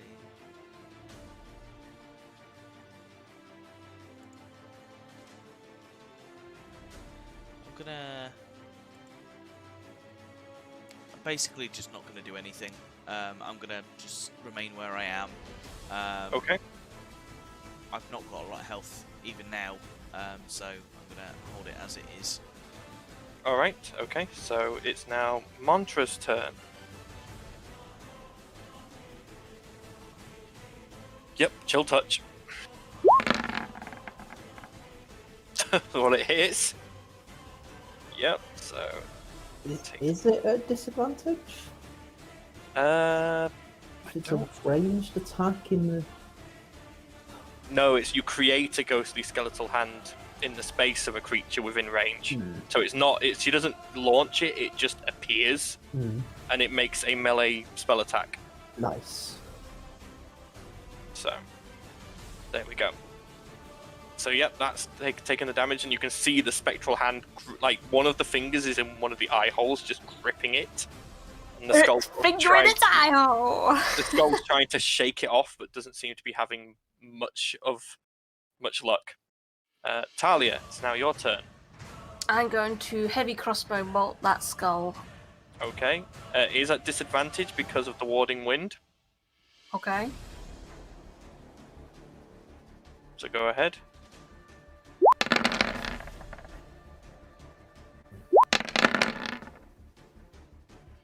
Fortunately not. You fire the bolt, but the wind just whips it off to the side. Bolts from the grave, I guess. Oh wait, hang on. I don't think I'm in range for that. No, I'm not. Forget it. I don't do anything. Yep. Are you moving? Otherwise, you will take damage from the flaming sphere. Oh yeah, I'll get out of this flaming sphere as well. Yep. I'll stay about there. Okay, so you run across to the bridge and stay there. Okay, so that is the end of your turn. Eridan, now your turn. Was 5 to hit. You could not have moved that far, Talia, unless you bonus action dashed. Trying to find. Wait, no, yeah. What? Oh. That's 35 feet. Hang on. I'm trying to get it to 30. I can't see the bloody ruler. Yeah. Right there? Okay. Yeah. It looks like such a short distance. Yeah, 18 hits. Go ahead and roll your damage.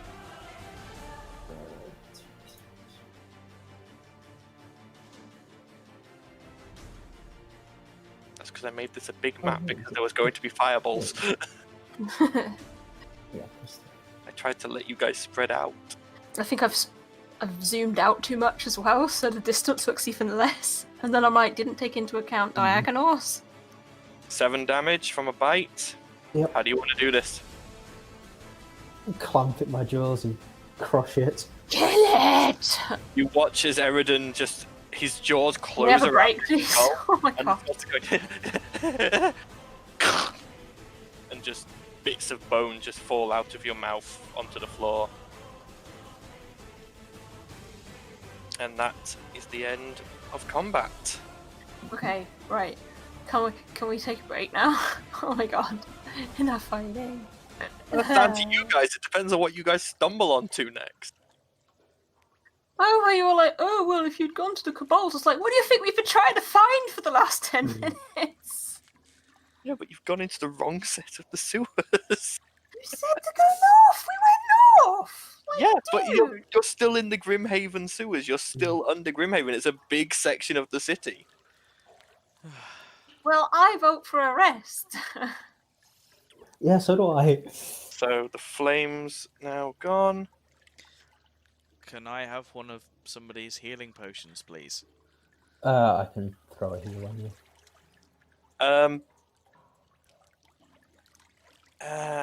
Okay, I'm gonna say Eridan, seeing as you're right next to one. Roll me a quick perception check. Sure. I'm supposed to.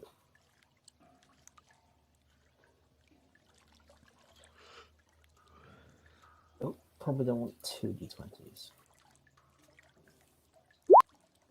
15. Okay, that's high enough.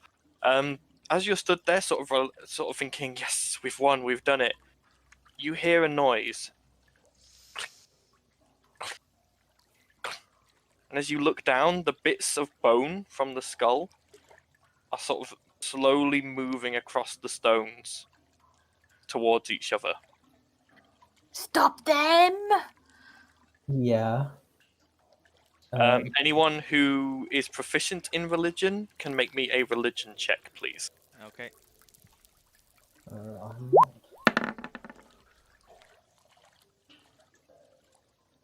Okay. Fortunately, these are... yeah, knows nothing about these. Fortunately for you, Valdizian, this was not the highest DC because these are quite well-known things.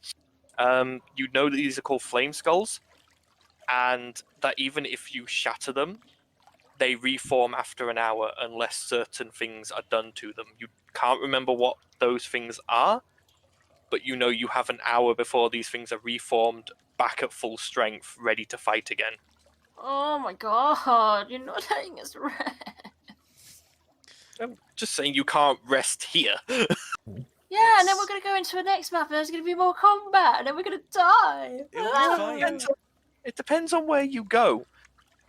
Well, I am not I mean- choosing the next direction. Someone else can choose it. Do you guys want to look around this large chamber some more? Or do you want to backtrack a bit? I want to get the hell away from these skulls. I want to do a very quick, search of the chamber before we go. Okay. Roll me a quick investigation check.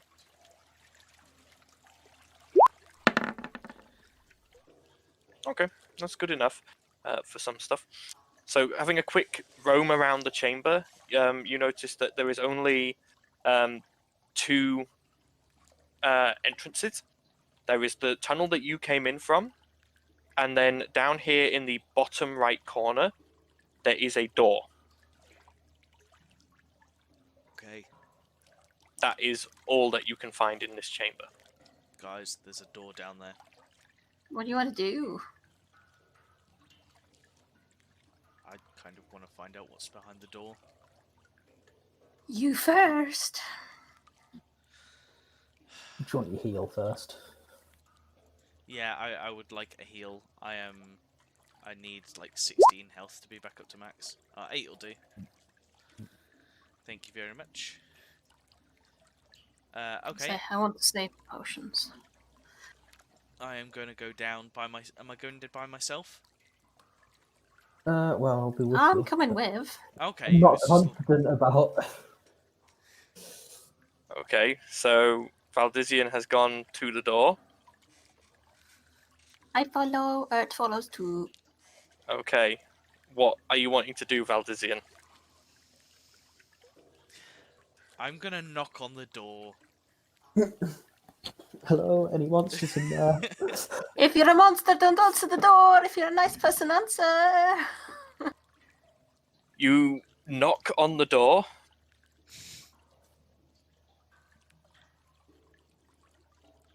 Nothing seems to happen. And a Tarrasque bursts through the door and annihilates us.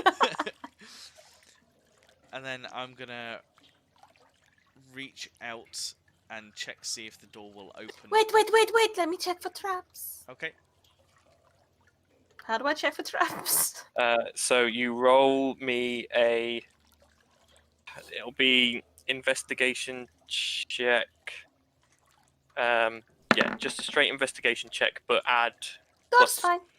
I mean, add +2, so it would be 11 because you're Yeah. using your thieves' tools proficiency as well. 11 then. The door does not appear to be trapped. Hopefully it's not trapped, but I'm gonna back up a bit. I'm gonna check to see if the door will open. The door does indeed open. And I'm gonna open the door. Okay. Is it safe? You push open the door, and you can see beyond there is a large room. You do not have dark vision. This room is extremely dim currently, so Would you there like are me to look? torches around the edges.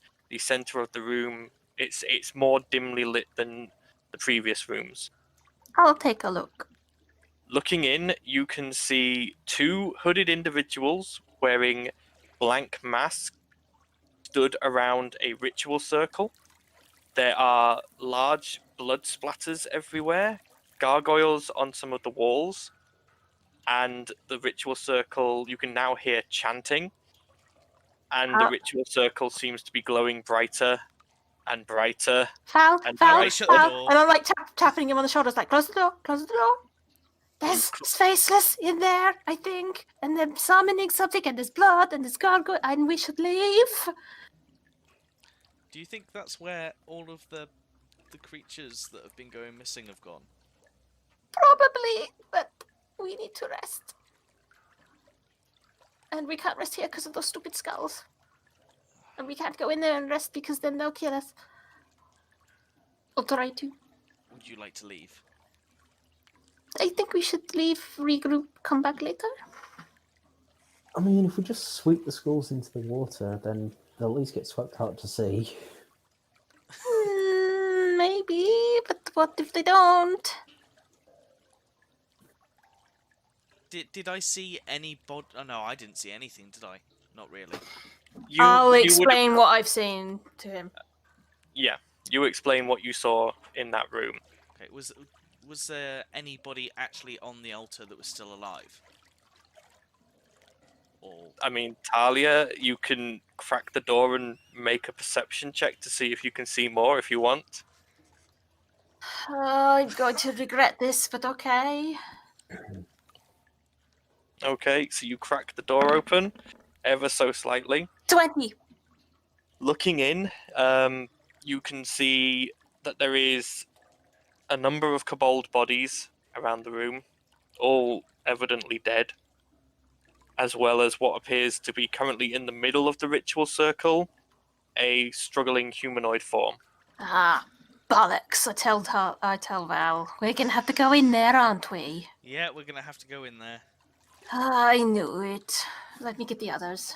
However, The do others, we have the to others go all in sort there of now? go. Rowan goes, I'm pretty low. I'm almost out of spells. I mean, knowing that this is going on here, we could always come back. You, in your good conscience, are going to lead that man to die? No, I can't. Yeah, I know you wouldn't. I should have said my mouth. Talia, make me an Arcana check Okay. based on what you've seen. 17. Pretty good, pretty good. From what you saw, and from what little you have read on rituals, this is in the early stages. There is likely to be many hours left before whatever this ritual is finishes. You could probably get in a rest if you wanted to. Yeah, but we can't rest here because of the skulls. And we'll then have if to we come back if through. we leave, and then we're gonna end up fighting them again. You currently you can see the piles moving back together, but they Can will we be not separate wherever them? the piles are. That's up to you guys. Should we I'm take? open to creative. Why don't we run with the piles down to that dead end that we saw earlier? Leave them there, and then run back here and then rest. I guess that would Can we work. not? Because Also- then we can avoid that dead end on the way home. Talia, And then with we your don't have to fight them. perception check, you would know that that door is the only entrance and exit. So those two who are in there are stuck in there as long as you were outside this door, Right. or at least as far as you could see. Well, we need to get rid of those skulls first. Yeah. Should we do that? Can we then? not? Can we not stick different parts of them in multiple vials and just keep them separated? Or are they just going to break out of the vials? At this point, Raren walks over to one of the piles, scoops it up, sort of looks at it, and then turns around and just chucks it down the corridor. Yeah, but we need to stick it in a place It that we're not doesn't going to have to go fight far. it later. It doesn't go far, but Yeah, You and see now that- now we're trapped in this room and you that see room. that because she picked up the majority of the pieces, the few that are left by her feet are now sort of skittering across the stone towards where the majority of the pieces are. Great. So now when we try and leave, we'll get attacked by them. Right. Yeah, I guess. Unless somebody takes it down one of the other routes. I was gonna say drop it in that dead end, so that if they do reform, they're at the dead end and nowhere near where we need to go later. Yeah, we could do that. Who's got the biggest movement speed? Oh, I think that would be me. Okay. Should we do that then? I Sure. think it'd be wiser than leaving it in the hallway.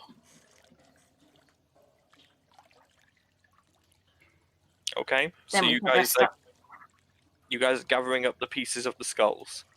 Sure. Yeah. Okay, and then you want to take them. To the dead end that we saw earlier before we came down this way. Okay, so you're Just going. somewhere where we're not gonna pass them again, hopefully. So you're going to run them back down the tunnel that had the wind trap, and then turn left down into that dead end and try and leave them down there. I suppose that's what's being Yes. proposed. Okay, you all watch as Eridan runs off with these pieces of shattered bone. Eridan, I need you to make me a perception check as you go down the first corridor. This is going to end badly. Is this for the trap? Oh my god, I just It want to is. avoid combat. Jeez. No, knowing that there's a trap there, you do manage to spot the glyph that activates it scrawled into one of the walls, and you manage to jump over it as you're running. You get to the junction and turn left down into the dead end. As you go down this dead end, you see that the canal here actually continues on and goes under a wall. Where it goes, you're not sure. Dump him in there. Yeah, that's where they're going. Okay, so you dump them into the canal and watch as they are swept under the wall and out of sight. Hmm. And then by the time he gets back to the room, they'll be back We'll in the be room. well rested. As you now run back, again, deftly dodging over the glyph that activates the trap, and return, you report your success to the rest of the party that you have managed to successfully dispose of the pieces of the flame skulls. Okay, now let's rest. I agree. Okay. So you guys taking a short rest or a long rest? How long's the ritual versus how long can we rest? From your Arcana check, you can tell that there is probably, you would guess, 6 to 7 hours of this ritual left. For a long rest, I would say currently I would allow a 6-hour rest. So if we do a long rest, then the ritual will be complete. You think there is a chance it might not be? I would suggest we take a short I used to rest. take a short rest. Yeah. Okay. Just so you know, on a short rest, you do not get any spell slots back. Oh, bugger. Yep. I have cantrips, so Yeah. we can't let that ritual Rowan- finish. Rowan Well- goes, I kind of need my spells. We can't let that ritual finish. Yeah, but Well, half of us are I spellcasters. only need 4 hours for. Yeah, So, Eridan only okay. needs 4. So we can at least get some utility back. I think we need to take a long rest. Okay, your funeral. Okay. So you guys settle down, and you, obviously, all of you go. Eridan, you just go into your trance.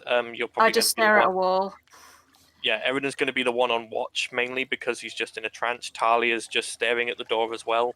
You two will probably warn them if you see the door opening. Yeah. The rest of you bunker down, and even though this place stinks and it's not comfortable, you all manage to get in a good 6 hours worth of long rest. So everyone has now regained their hit dice and all of their abilities. Spell slots. Spell slots, that's the one I was thinking of. The question is, do we want to tackle this room tonight, or do we want to save it for the next D&D? I think save it for the next one because it's going to Yeah, be really I late was about otherwise. to say this is probably a good ending point. Obviously, That, and I'm beginning like of the so stressed right now. I need a break. at the beginning of the next one, the others won't be able to join you for this combat, but we'll just have to do it with just you guys, just Okay. the ones who are present. Yeah. I will Oh. say, by the way, Ert has leveled to level 2 now. Oh, nice. It's convenient that she wasn't killed. Yes, Yeah, he so should have convenient. been. I've been very nice there. Well, you At least decided to wait try- until we've got some kind of revive thing. What Yeah, what that- point was enough to level up? Because if it was just before the skulls, It would have been before the skulls, but you can't, as a You DM, can't. you level up kind of have to Yeah. wait till a long Yeah. rest. Yeah. So she technically would have had enough hit points to survive that, which is why I'm allowing it. Otherwise, you would have just lost a goblin. Well, you We're did not decide, attached to her yet. you did Enough. decide to like OP try and destroy us. So Well, I didn't, because If he was trying to do that, he wouldn't have reneged on some of the technically- damage. technically there was meant to be 3 flame skulls there, so I already put it down a level, I felt like that was pretty difficult. and I only used 1 fireball. yeah. So yeah, that could have been a lot worse. The other one could have just cast fireballs centered on itself. It had It had immunity to fire damage. Oh, It wouldn't lovely. have mattered. But I decided to be nice. but the other Okay. one still choked itself on its own flames. Yeah. It took the damage because it Yeah. was sort of in internal bludgeoning is what I took it as. I need to go and have a long rest outside of the game. Yeah, You I was guys- like, that was pretty hounding. I'm not gonna lie. That was pushing my limits on.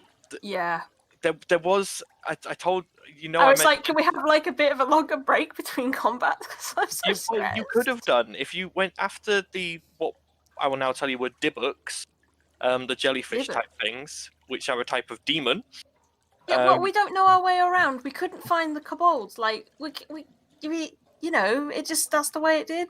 Yeah, that's just the way it did. But if you guys had turned left there, that sort of open area would have been a perfect place for a rest. And if you had continued that way, you would have reached back to the Gateway District and would have been able to run into the kobolds. at But the you same guys time, chose to go right. we wouldn't have found the door. Like with I what said, was I thought we missing. had to go north. Like, sorry. Yeah, no, but that Well, is it wasn't that is the north, way was it? It was works. east and west. So it No, was but random chance. we picked the channels that he said were going north. That's what he said. Yeah. He said they were going Yeah, north. the one you Yeah. took went north, but then the other one would have turned north and then gone into the Gateway District as well. Okay. Either way would have taken you north. One just took you to this dead end with enemies in. The other would have taken you somewhere else. Yeah, well, I'm not a mind reader. I don't know this shit. No, right, you're not that's- meant to. But this is what I'm saying. You guys choose what happens. I just tell you what is happening as a consequence of your decisions. I If you guys had managed to get down the manhole in the Gateway District, there would have been no combat. Hmm. Yeah, Val, if you just lost some weight and ditched the wings, God.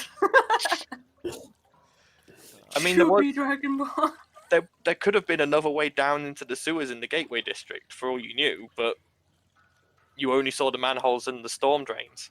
Whoa. I still had fun. It was still a good game. Yeah, Hmm. bit more combat this time. I like nearly dying. All I the don't, campaigns I, I play, don't. I nearly die. I I've just tried. gotten used to it by now. I tried to keep it level. I think if you guys had come to the Flame Skulls after having rested at the Dibbocks, it would have gone better for you. Probably. Also, getting caught in the trap didn't help. If you guys had managed to sneak down here, you probably could have taken. You could have even snuck past the Flame Skulls without them seeing you. Hmm. This is the whole thing. But none of you guys were checking for traps. No one has Yeah, said well. I'm checking for traps. So I was just like, no, none of I you. Are don't traps really in expect to sewer? find traps in a fucking sewer. I'd already given you hints. Someone had left those corpses there. Why would someone leave No. handy corpses for random creatures to possess? Well, it's Anyway, not really Well, a trap. I mentioned the arena. It could have just been. Yeah, we just thought it was just chuckaways from the Yeah, the but thing. again, It's a this is perfectly your guys' logical reason to think. this is your guys' decisions, and decisions have consequences. Hmm. If you guys decide that, I roll with it, but I know what's coming up. Well, I should hope so. either way, we've now got the ability to take a long rest. We've reset, and we've Yep. got all our spells back and stuff. So, combat, in theory, should go a little bit more smoothly. Depending on our choices next time. 22nd of May, I'm assuming, is the next one, yes? Yeah, if everyone's all right with that. Yep. Yeah, it should be Yeah. fine. Right. Well, I hope everyone has enjoyed. As I said, a bit more of a high-octane night tonight with a bit more combat. Why does this always happen when there's hardly any of us? Yeah, flesh golems and now this. God damn it. But I hope you all enjoyed. Everyone, again, please stay safe during these trying times. And feel free to join us on the 22nd for the continuation of our little adventure. Yay! Bye for now, everyone. Bye Cheers. bye.